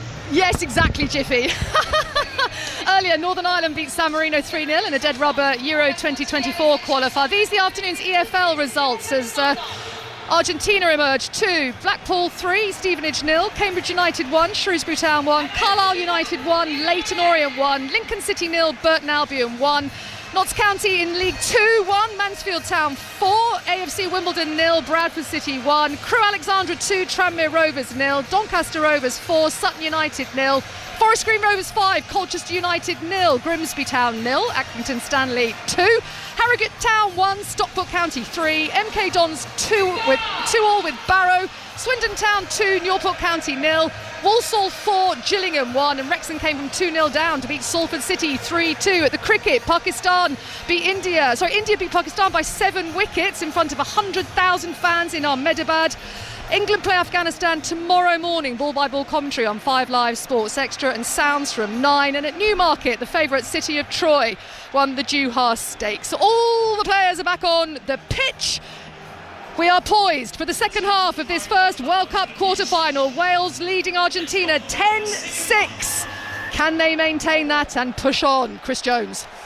Right, here we go. Sun is setting just past 6 o'clock local time on this gorgeous Marseille early evening as Carreras kicks off and Argentina tap it backwards, and they have the ball straight away to the Pumas, who, as Sonia says, trail by 4. Wales 10, Argentina 6. A big change for the Welsh at half-time.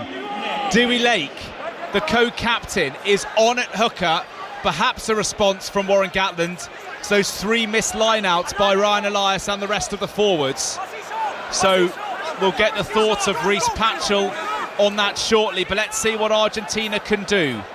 How much confidence have they got from that rally at the end of the half? Wales could have been well clear, but they're only 4 points in it in the Velodrome. On this brilliant day of rugby, of both codes on 5 Live Sport. As we were hearing from our team at Old Trafford, the grand final under an hour away. We'll be there after this one. And then at 8 o'clock UK time, what a game at the Stade de France. Ireland against New Zealand in the second World Cup quarter-final. Carreras, who's had a brilliant game so far, puts through a little kick, and if that has come off a Welsh player, it will be an Argentinian line-out. Yes, it is. Only 10 metres out or so. Reece Patchell, good start from Argentina. Yeah, real clever play from Carreras as well. Seeing the edge defence from Wales, shoot up, leaving a bit of space in the backfield, drops a lovely grubber right to left into the dead space, but nobody's marking for his winger to run onto, and Wales having to put the ball out. A bit harsh, I feel, to take Ryan Elias and give Ryan Elias all the responsibility for the malfunctioning line-out that Wales have had. I feel that's probably more a timing issue than just one person. Fantastic analysis from Argentina at half-time, Chris. Picking and going constantly through the middle of Wales. Lovely line-out ball. Petty, Cabelli, Carreras, driven on by Marcus Kremer. An Argentina try would put them in the lead for the first time. They've got an advantage at the penalty. That will cut the gap to 1. There goes Mateo Carreras, hat-trick hero against Japan. Cabelli to the right to Gomez Cordella. They are underneath the Welsh crossbar, the Argentinians. Marcus Kremer up to the line, almost over the line. Despairing tackling, Rowland's prominent. Argentina couldn't be much closer. A metre, maybe 2. 2 minutes into the second half. 4 points the difference, as Argentina asked numerous questions of this Welsh defence. Wales 10, Argentina 6, but the Pumas pick and go almost up to the Welsh line. It's there for Cabelli, no advantage. Back we come, penalty Argentina, and no doubt Matt Dawson-Maffeli throws this over for 10-9. Yeah, bang it on the tee, get it over, regroup. This tactic from Argentina, very different in this second half. Already only 3 minutes in, and all Argentina want to do is pick and go through the guts, pick and go round the corner. Say to Wales, don't worry about your width in defence, get in tight and start muscling up. But the boys won't mind that. Welsh players do not mind. The physical confrontation is not something that these Welsh players will shy away from, but you're absolutely right. If you can't go round you, you'll start going through you, and that's Argentina's mentality early doors in this half. And right on cue, as soon as the players rally, as do the Argentinian supporters in the crowd, as Maffeli makes it 10-9, and they seem to grow in number, don't they, the Argentinian fans? Just when their team gets on a roll, they all get to their feet, and it's the turn of the Wales fans to be subdued. A complete role reversal from around about half an hour ago. Yeah, the calmness needs to be installed there, back into that Welsh team. Dan Biggar. Right, let's sort the kickoff, win the kickoff. That's the priority. Taken in by the ubiquitous Santiago Carreras, who's been one of Argentina's best players. And now Wales through Liam Williams. Scampers over the 10-metre line and links with Nick Tompkins, who goes over halfway and now finds Josh Adams on this left touch line. Gareth Davis digs for the ball, finds Thomas, then Lake.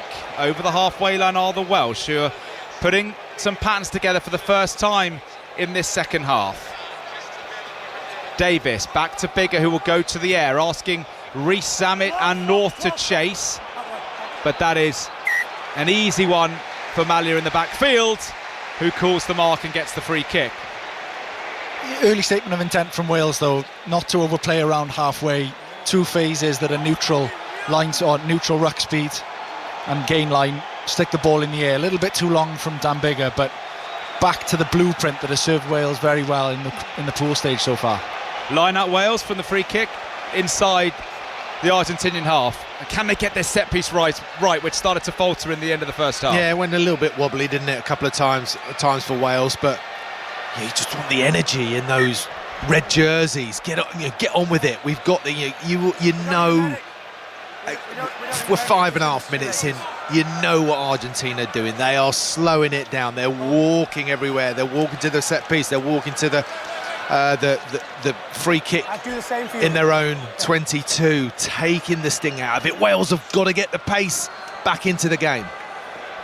They win the line out, Wales. Halfway line, Davis, Bigger, and now driven on by Jack Morgan. Therefore, Davis, big carry coming in.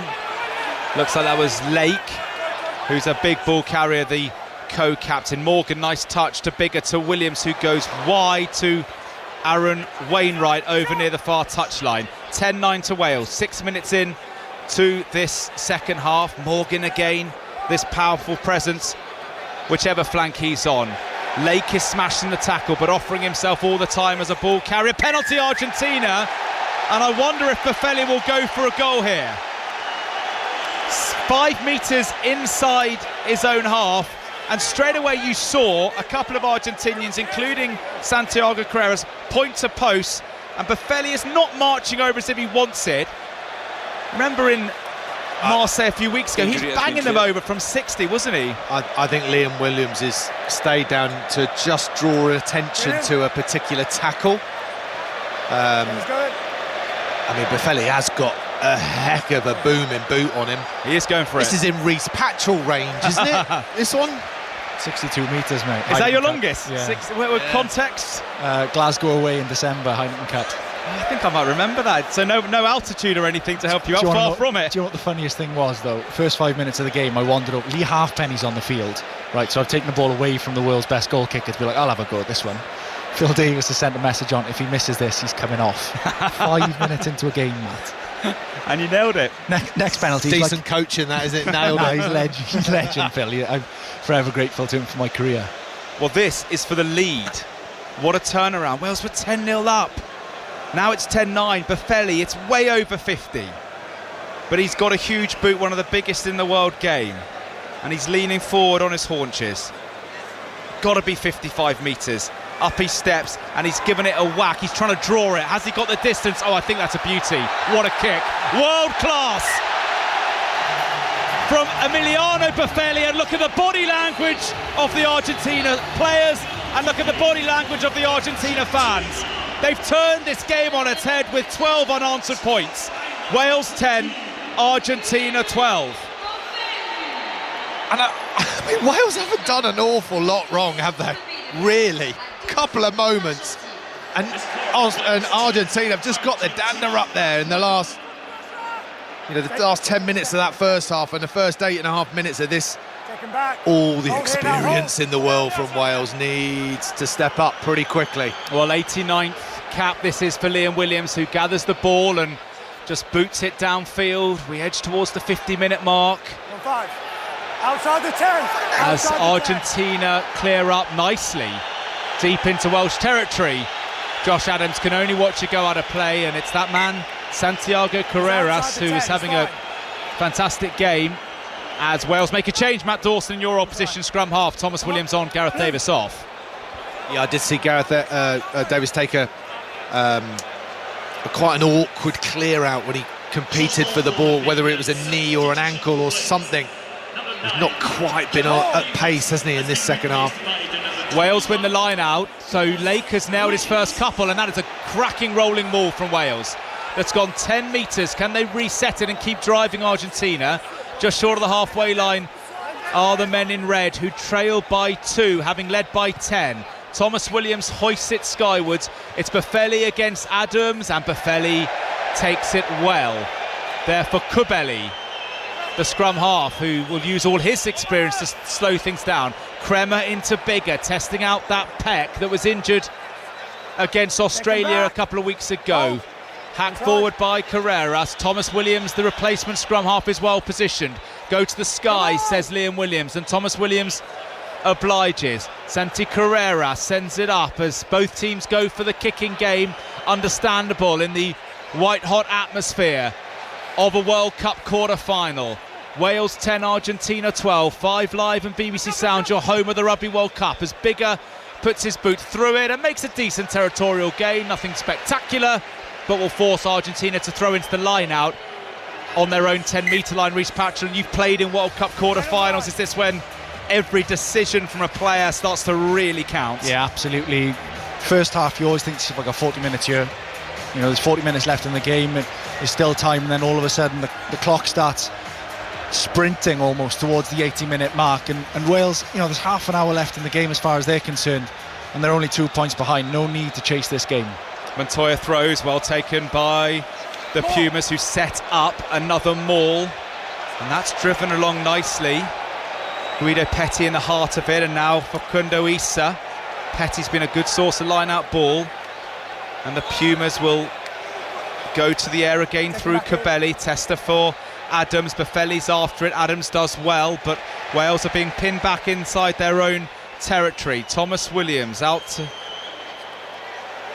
to Morgan, helped out by Beer, just short of the 10-metre line, and it's getting cagey, it's getting tense, and it has always been tight. Stop playing, haven't they, Wales? They've done completely the opposite to what they should be doing, and that is challenging Argentina phase to phase. Well, they did in that first half hour, didn't they? They were getting it wide so much to Lewis Rees-Zammit, but now Rees-Zammit, or in the first 11 minutes of this second half, has been a spectator. Ball was knocked on by Argentina, so it will be a scrum, and this just has the feel, doesn't it? Rhys Patchell, of one that is going right down to the wire. Yeah, it does. It felt so comfortable from a Welsh perspective in the first 15 minutes, and then Argentina, just an absolute masterclass in terms of taking opportunities. As Matt said, Wales haven't done an awful lot wrong, but when you've got somebody who's banging over penalties from 55 metres, and you've got a 10 who can nudge the ball to within 7 yards of the opposition try line from a penalty just inside his own half, then you don't have to do an awful lot wrong to be punished on the scoreboard. And look at the Argentinian fans. Listen to the Argentinian fans. They sense they've stemmed that Welsh tide, and they sense they've turned this quarter-final around. And all the momentum and the energy seems to be with Argentina, but in that first half hour it was resoundingly with Wales. Can Wales respond? Tompkins loses it, knock on Wales, and back in Argentinian possession.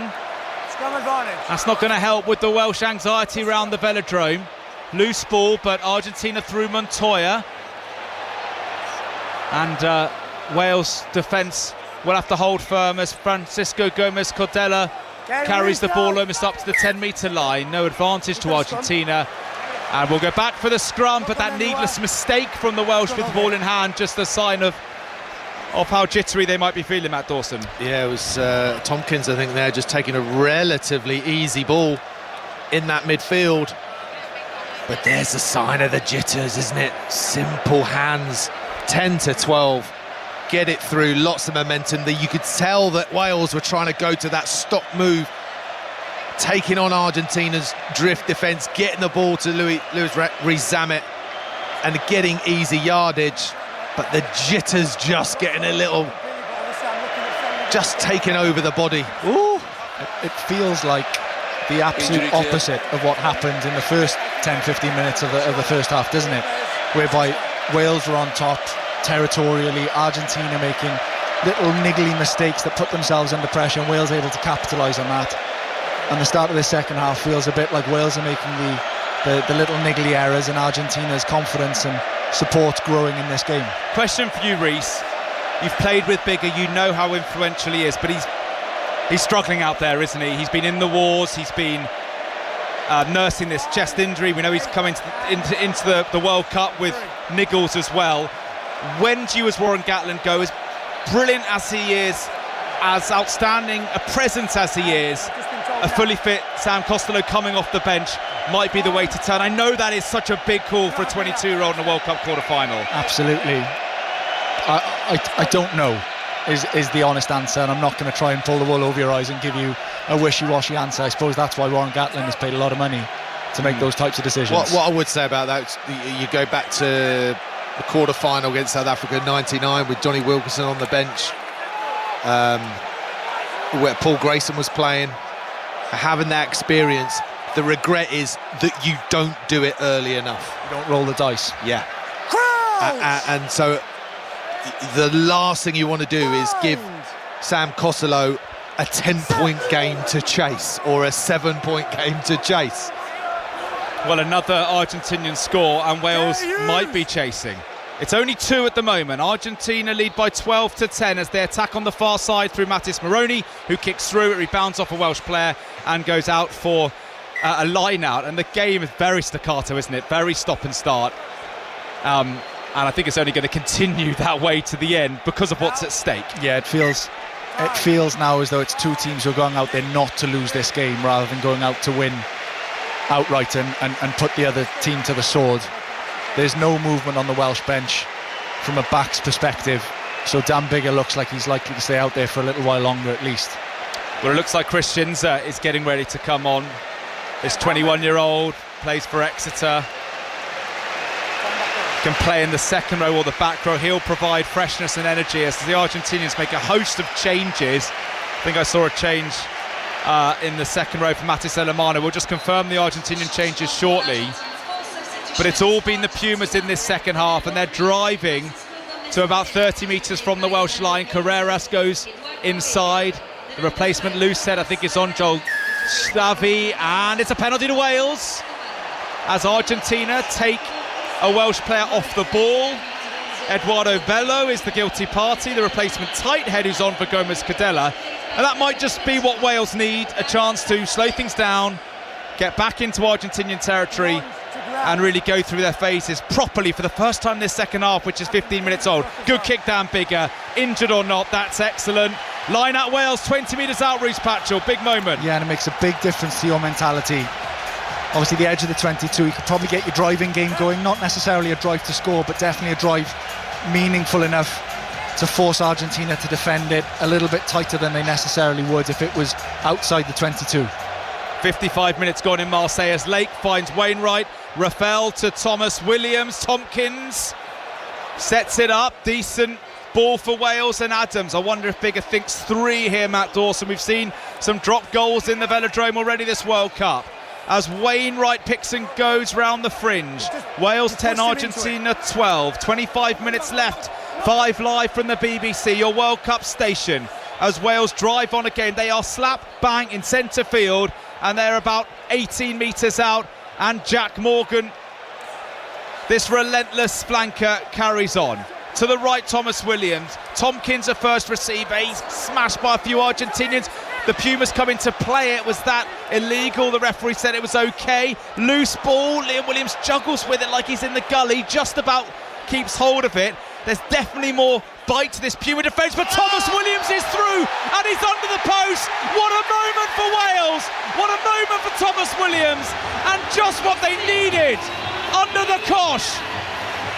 A moment of magic from the replacement line, and Wales are back in front in the Velodrome. Well, it just felt as though Wales had gone flat, and whether there was bite and a bit about them, frankly, in the first half, that they'd, as I say, gone off the boil and gone a bit flat. And Thomas Williams creating something from nothing, but having people offering themselves off his shoulder, running real hard lines, running to bust, which opens up a hole for him, and he doesn't need a second invitation. You're talking, a kick goes over from Dan Biggar there. Easy for him right in front of the sticks, but that just comes from the relentless wave after wave of Welsh forward dominance, picking and going around the corner, one-off runners, bam, bam, bam. And then all of a sudden, under all of that pressure, when the opposition just can't think straight. My son's favourite word of discombobulating. What an excellent word. It is a good word, isn't it? Yeah.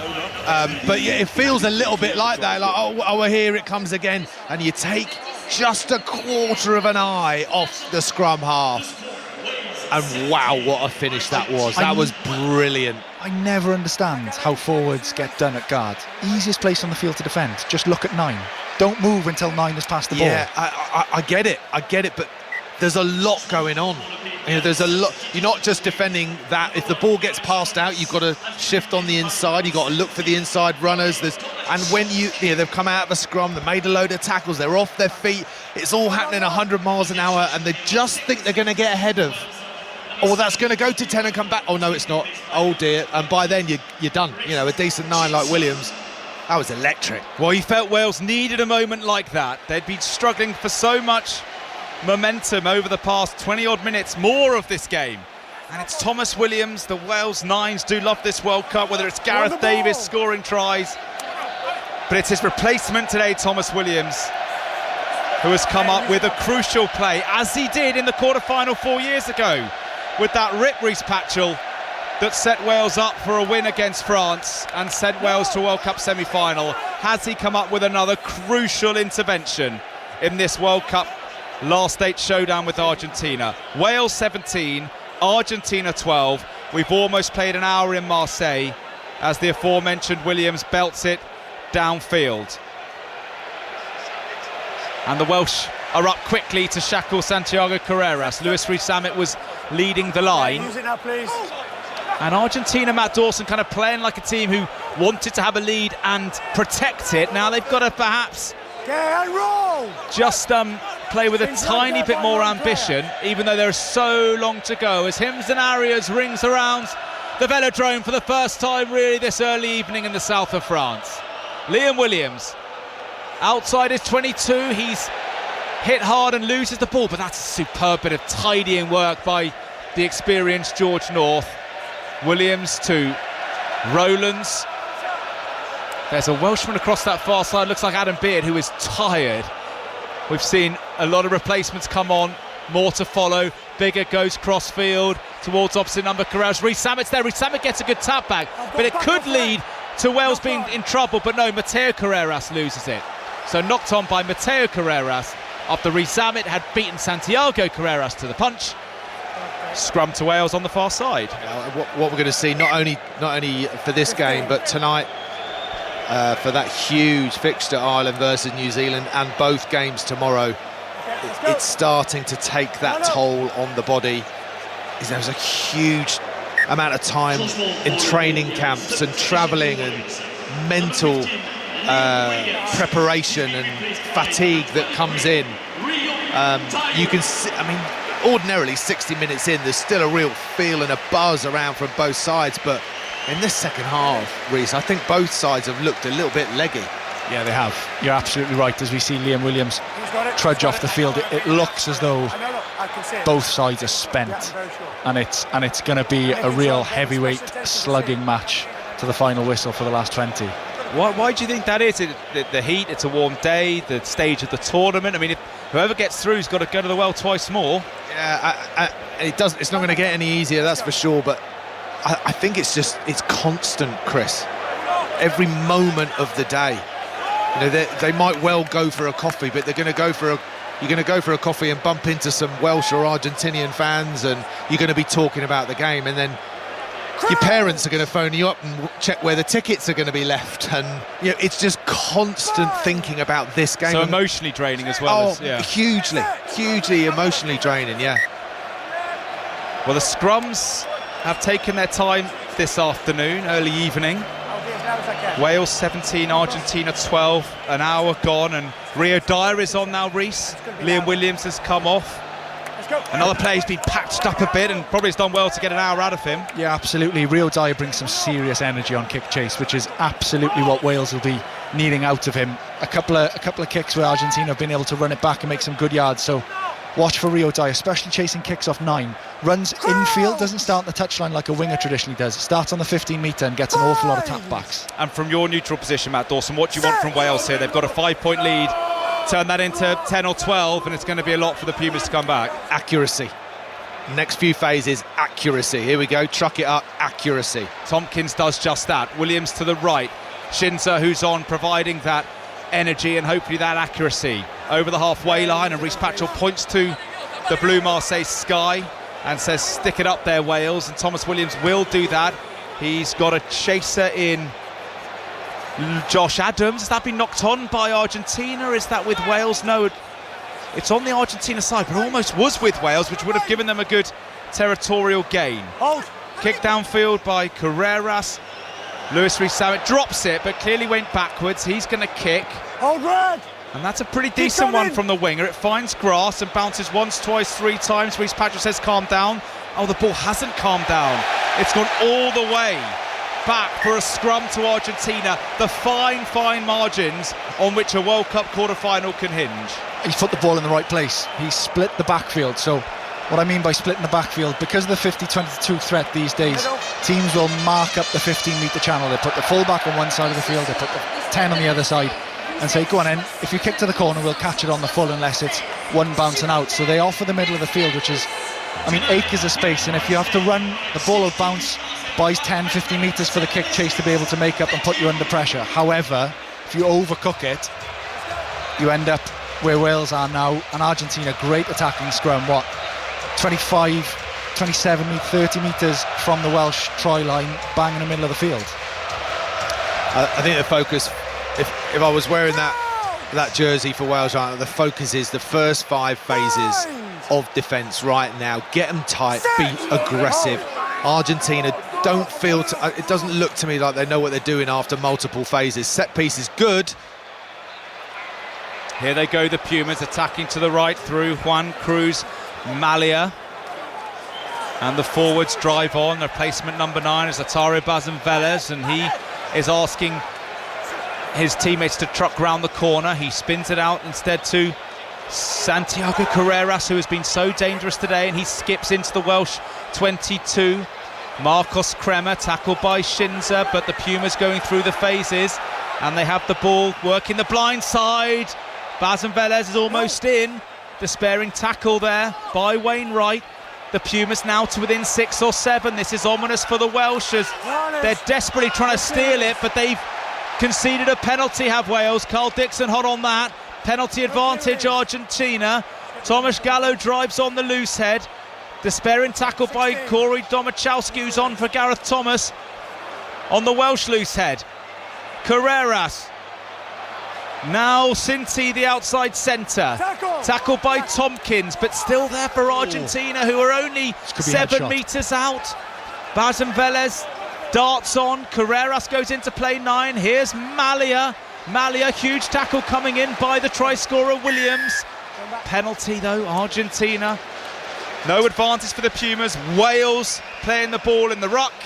And now Boffelli has a decision whether to try and kick the goal or stick it in the corner. But you think you've seen foul play? Hold on 2 seconds there. Nico, we are going to check foul play, please. There could be a major decision. We're going to check Reece. head contact in the last ruck. Nick Tompkins takes a shot to the neck, throat, head area. It'll be very interesting. Red or blue? That's by blue. To see and where the we're ref goes. going to show you the actions of number 4 blue. It is shoulder to head contact and what is on 12 red. So frustrating if you're an Argentinian coach right now is that they've got the advantage. I mean, there is going to be, surely there has to be mitigation because Nick Tompkins is sinking down in the tackle. However, there is a shoulder on ahead. Wow. The wider angle. I mean, it's going to be, it has to be yellow with review. And we shall see. But my goodness me, what are you thinking? What are you thinking, Mr. Petty? Because you had advantage, opportunity to get 3 points, and headless. And the player kind of falls into him. Tackle, they release him. Yeah, and he kind of falls down. To adjust, he went to the waist, and he started to So I'm not actually no foul play because he's come into the breakdown legally. The player's been released and he falls down. So just please. So we're looking at Maris on field at the moment. We're looking at no foul play purely because I called tackle. The player gets released and the red player falls significantly. The blue player is bent at the waist and coming in to make a legal clear. Are you seeing something different? No, Dick, I don't see anything different, but I think it was important to explain this, and I'm with you on this. Okay, are we happy? I'm happy. Okay, Not right. foul play for me. Big Not foul moment, play for me. big moment. Go away, please. The reason why I'm not Listen to foul Carl play Dixon. is because I call tackle. They release. As he goes down, the blue player comes in to make a legal clear, and he accidentally hits him in the head. I don't see it as foul play. I know, but every head contact isn't foul play. That's just the way I see it. Grant, go away, thank you. Well, Carl Dixon has said no foul play. There was head contact that was clear, but because the attempt to clean out from Petty was legal according to the officials, and because Tompkins was falling, the referee is happy. There is no foul play. Another official could have seen that differently. It means that Argentina retain their penalty. They kick it to the corner. They have a 5-metre line out. Pivotal moment in this World Cup quarter-final. We've said that a few times. We'll say it again in the final 15. Rhys Patchell, your verdict as Montoya prepares to throw. Well, these are championship minutes, aren't they? As far as both sides are concerned, it feels like a real momentum swinger for both sides. So Nick Tompkins now has to go off for a HIA because they've deemed that the shot that he's taken to the head is of sufficient force that he needs to take a HIA, which is absolutely player welfare, 100% the right thing, but we're not penalising for that head Player shot. welfare is 100% the right thing, but you can smash someone in the face with your shoulder and everything's fine and there's no penalty. If I was new to the game, I'm just in a world of confusion. Because you have seen them given us cards, penalties. I've seen that cards. straight red. I've seen that straight red. I've seen that yellow. I've seen that yellow with review. There is, of course, mitigation because he is sinking, but there is a responsibility to every single player to not make contact on the head. So there has to be a consequence for that. You heard Carl Dixon say not every head contact is foul play, but Wales may argue there was an air of recklessness from Petty, but Argentina win the line out at the front. That's clever. A try levels the scores. They've got penalty advantage. Huge moment in the Test match. Huge moment in this Rugby World Cup quarter-final. As the Pumas drive up to the Welsh line, the backs are getting involved now. They're metres short, they're up to the line, they might well be over the line, Argentina. No, held up, back for the penalty, and you imagine again Argentina will stick it in the corner and continue to ask questions of this Welsh defence. Yeah, no question, Argentina fancied it, and this is exactly what they've been planning to do in this second half. Cheika had a brilliant half-time. Argentina were all over the place. Wales running riot in the first 30 minutes of this game. And Cheika has basically said, right, we are shoving it up our jumper. We are picking and going. We're going around the corner. We are not going to use any other wide play. We're going to get our penalties, kick to the corner. It's so simple. Is it going to be effective? It's a throwback to the old Argentina. Yeah, very true. You know, the game that traditionally Argentina have played, that they've sort of moved to this more expansive game in the past 10 years, but now have gone back to it. They throw into the line out. Petty wins it. Oh, this looks good from Argentina. That looks a nicely set maul. King Julian Montoya is at the back of it. There for Bazan Velez. He goes into midfield. Wales have to stay disciplined, they have to stay firm as Carreras makes half a break. Santiago Carreras there for Bazan Velez. Montoya was cutting a hard line, but the scrum half wait himself. 1 metre out now, Argentina, 17-12 to Wales. A try levels the scores. How close are they? They're inches short, the Pumas, as the forwards pick and go. They're offside, Wales. You heard Carl Dixon. Another penalty to Argentina. Might be yellow card territory soon. Knocked on, no advantage. Offside, Wales. Oh, this is tense, isn't it? And Puma fans all around us, head in hands. Hands in front. And Carl Dixon's going to speak to Jack Morgan, and you feel the next one could see a Welshman go to the bin, Matt Dawson. Yeah, certainly on a final warning before yellow cards are going to be brandished, but Argentina just knocking on the Welsh door. fabulous defence, really unlucky to give that penalty away. It must have been a millimetre offside. Is this Creevy coming on just to stir the pot a little bit more, Chris? Yeah, oh man, look at this experience. How many caps have they got? They've got almost 200 at hooker. Montoya 93rd today, Creevy's on for 106. So replacing one great Argentinian hooker and captain with another. And they're going for the corner. That was very kickable. Reece Patchell from the brilliant Buffelli. They've stuck it in the corner. They think they've got Wales on the run here, Argentina. Yeah, I think they want to try and make this pressure pay. I wonder, Matt, what do you think? Would you have taken 3 or would you have let Wales off the hook or kept the hammer down? It's a feeling on the pitch. It always is. Always is, Reece, isn't it? And they fancied their chances. They've thrown to the front. Creevy at the tail. This maul is edging forward. Welsh bodies on the floor. Creevy peels away. In goes Rio Dyer. Domachowski's there as well. 2-3 metres out. No fewer than that. 17-12 to Wales. But Argentina pressing. Slavi the replacement, loose head, and a whole new front row for Argentina. They're fresh and they drive on. Wales think they've got a penalty here. Dan Biggett is in Carl Dixon's face, but they're over the line, Argentina, and they've scored the try that levels the scores in Marseille. The lights go off all around us, and look at the reaction from the thousands and thousands of Argentina fans in light blue. Try Argentina, 17-all.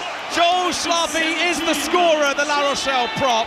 And this kick from Buffelli can put Argentina in the lead, and we're not far away from the final 10. Yeah, we're saying it was a feel on the ground. It's not one of those that you can make from the coach's box, that decision. It's a feel on the ground. Do we think we've got them in the forwards? And the answer, as far as Argentina are concerned, is a resounding yes.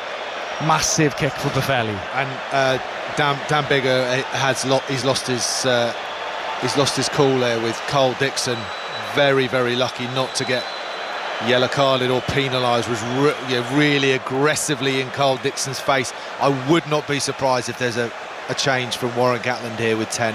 Oh, what a moment that would be. Buffelli for the lead. Of course he kicks it. Just caresses it through. Wales 17, Argentina 19. 11 and a bit minutes to go in the velodrome. I can't believe. Well, there you go. He's on for the HIA. He's on for the of course. Okay. It's Sam Costello. Right, so Costello's got on for Tompkins. Will he play full-back, and will they bring... there's a Reece shuffle happening, Reece. If you can work it out for us, that would be great. You think Costello goes to 12, Bigger stays 10, so 12 for 12 shot. And the fact Costello dropped off shows that Bigger is struggling. Wales will eventually have a line out, but that's a decent territorial gain from Argentina. Wales line out, 69 minutes gone. Wales 17, Argentina 19. They've sent for Nicolas Sanchez. So talking of experience from Creevy, 102 caps worth of the brilliant Sanchez, a star of 2015, almost 900 test points. He is on as well. And are those two warriors of Argentina rugby going to take them over the line? David Jenkins loses it, the young man who's on for Wales, age 20, in a World Cup quarter-final, and you can just hear the energy in the velodrome is all Argentinian. I just can't believe what I'm seeing from Wales. At such control of this game, and in the second half haven't had the ball. When they've had the ball, they've kicked it away. They've been suckered in to this forward-dominated Argentinian tactic. I mean, how many times in this second half have we mentioned the flowing runs of Reece Zammit or Liam Williams taking the ball on the... We haven't spoken about it because the pressure of a quarter-final has just squeezed the playing out of Wales at the moment. Can they break it out in the last 10 minutes? They've got to. There's still time, isn't there? There's still time for Wales.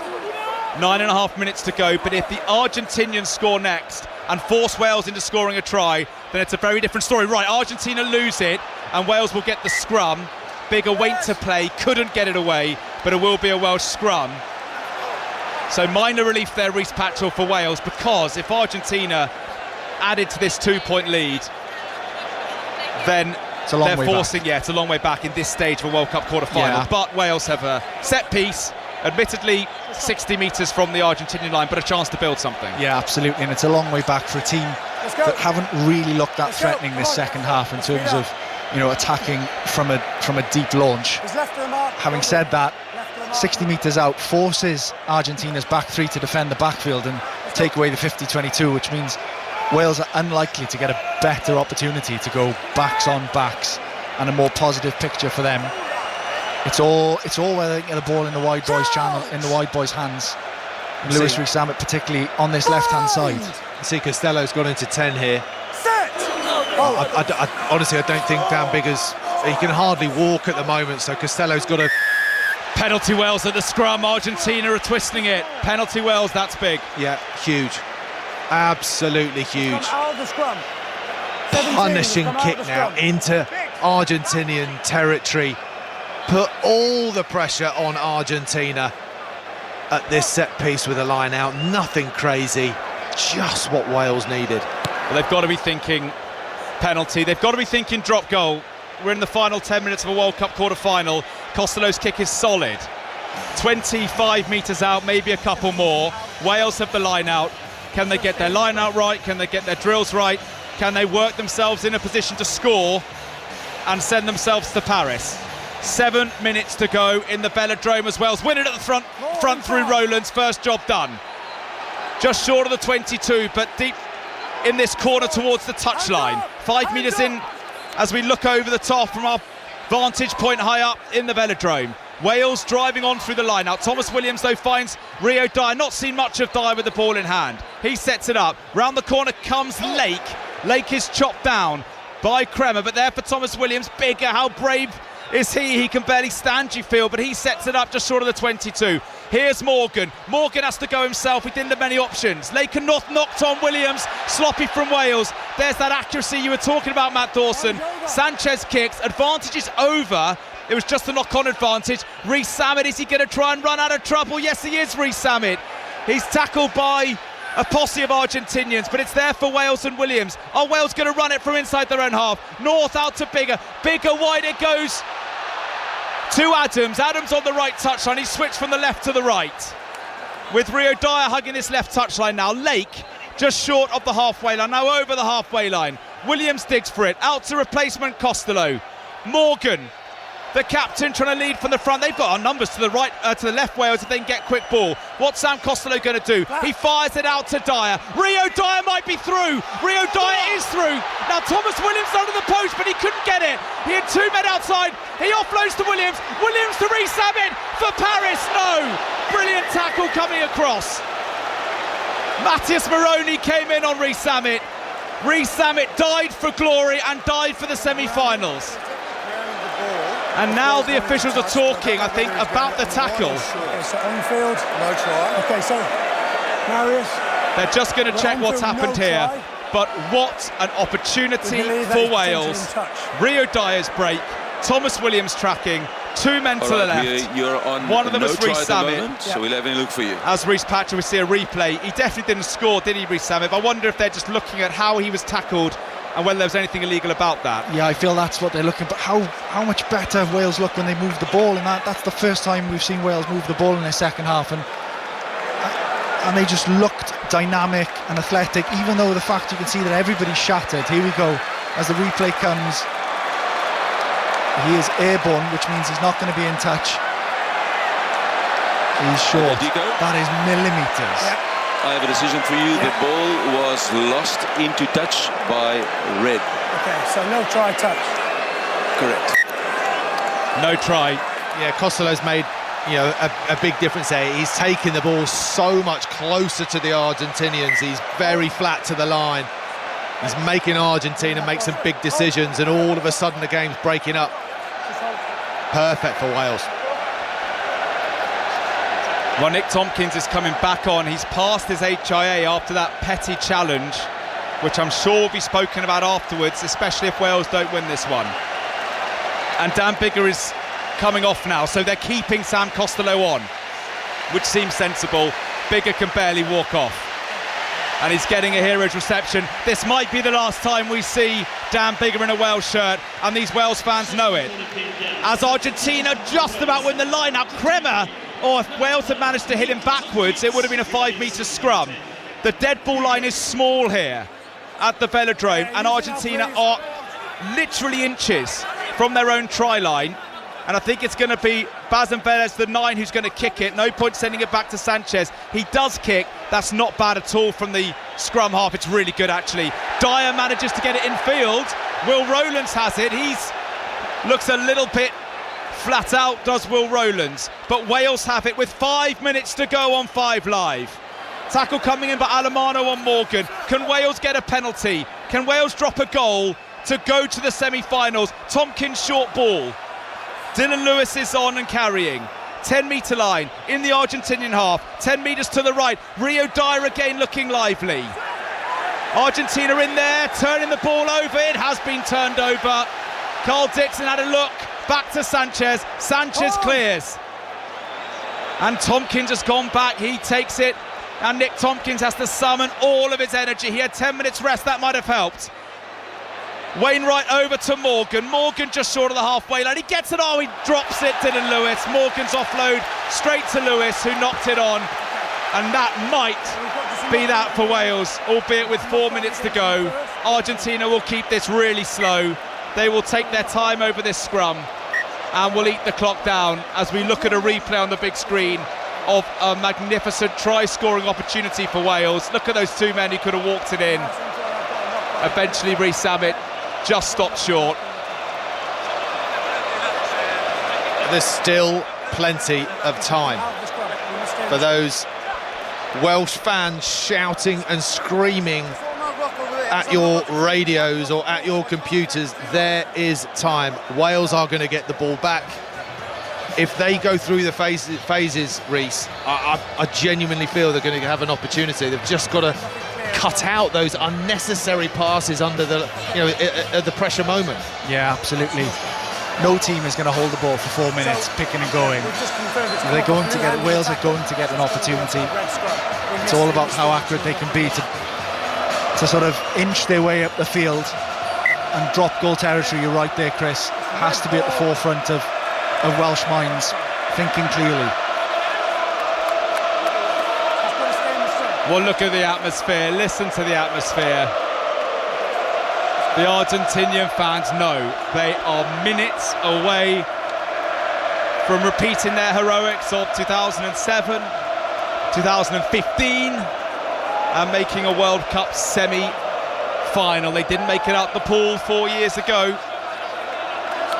They're on the verge of a Paris semi-final against the winners of New Zealand and Ireland, who meet tonight at 8 o'clock. 5 Live Sport with the commentary, and we'll be at the Rugby League Grand Final in around about 8 minutes' time at the conclusion of this game, which has 4 minutes to run. Wigan Catalans coming up at Old Trafford at 6. But Wales again. Oh, this been lost by Costello. Nicolas Sanchez under the post. He intercepts. He scores. Wales are beaten, and Argentina are off to the semi-finals in Paris. And it's that hero of Argentinian rugby who does it. Wales force the play, and the interception greedily gobbled up by Sanchez, who ran all the way to the Stade de France, and Wales' hearts are broken here. Yeah, do you know what? 30 minutes, 25 minutes into this game, Argentina looked absolutely dead and buried, clueless, didn't know what they were trying to do, couldn't find a way into the game, and good on them in terms of their rugby nous, their rugby IQ. Wales chasing the game, having to play a little bit more, having to chance their arm a bit more, and Argentina have squeezed them this second half and have come up with some big plays at some big moments in this 40 minutes of the second half, and are going to a semi-final. Sanchez read him like a book. Read Wales like a book. It was a gamble, but that's you have to gamble. Yeah, you have to gamble. It was at that moment where Wales wanted to throw a set piece play But all the homework that you do time after time after time on the opposition, Sanchez read it like a book, and fair play for those little legs to be scuttling from 50 metres out. Age 34, 102nd cap. He's kicked the goal as well as he edges towards 900 points. He was brilliant in 2015 and he's been brilliant since he's come on. And Wales, clever kick-off, but Dyer's bundled into touch. And that is that, with under 2 minutes to go. Brutally tough on Wales, but they will know they had their chances here. Did they force it a bit there, Rhys Patchell? Halfway line, go through the phases, I think work something. 3 minutes, 3.5 minutes left in the quarter-final where you need to get yourself down in the opposition territory. You've got prime attacking opportunity, backs on backs. I think that is the moment we've got to roll the dice. Well, it'll be a devastating evening for these Wales fans, but a joyous one for Argentina, who have provided so much energy and colour in the stands to this competition. And they're going to a World Cup semi-final with a minute left in the Velodrome. The gap is 9, it's too many. Wales will have to score, and will have to score now. But the ball is slow, and the Argentinians win the penalty. They can take their time, and Sanchez can belt it out, and the Puma party can begin. Just go to the posts, take the three if you're Argentinian here. The shot clock will take you beyond the 80 minutes, and the game is won. And I mean, what wonderful atmosphere. The Argentinian fans have contributed enormously to raising the spirit and raising the energy in their team and in their players, and the players on the field have responded. Well, look who it was winning the penalty. Augustin Creevy, their former captain.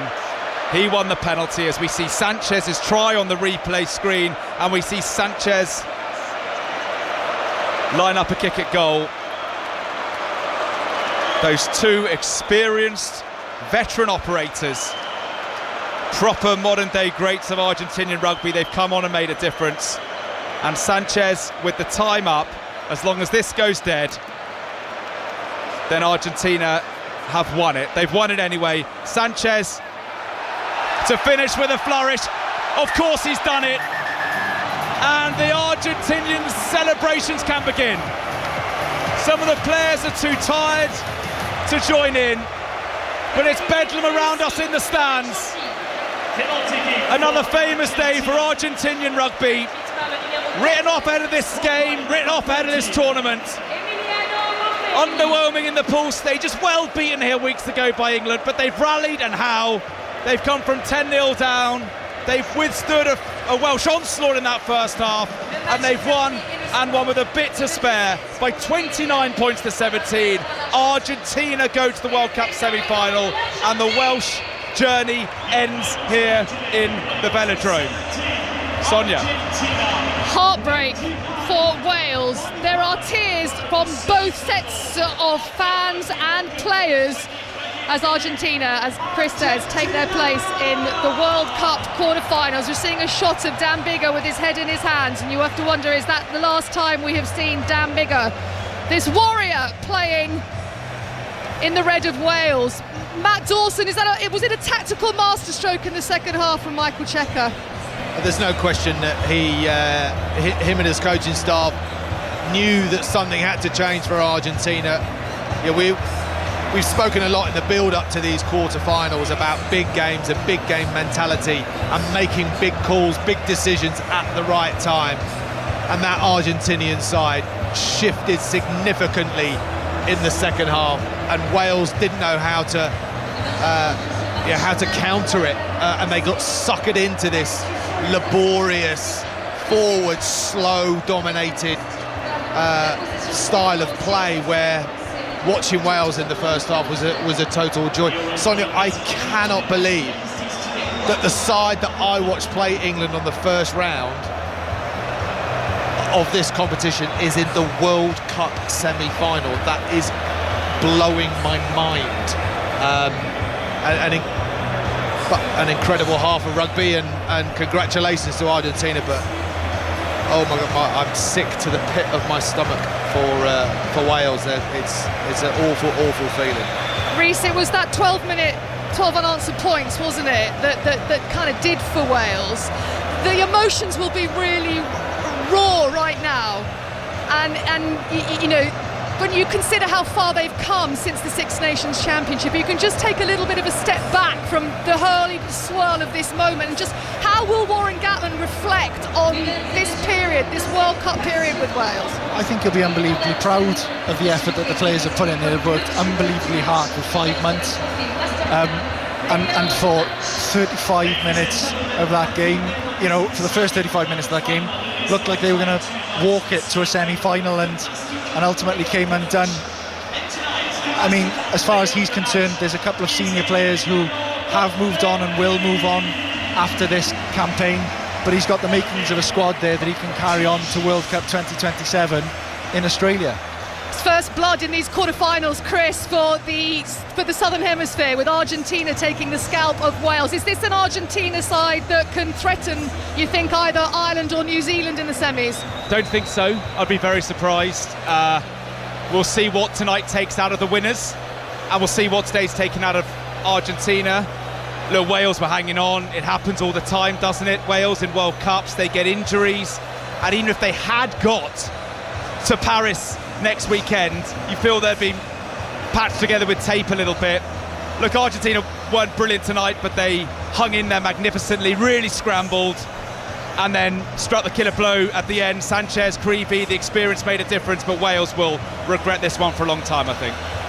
Won't they just? Oh, goodness me. With the picture of Dan Biggar with his head in his hands just summed up everything, didn't it, for Wales here, who go out of the Rugby World Cup. Argentina celebrate, and those incredible fans will do that long in tonight. We will be back.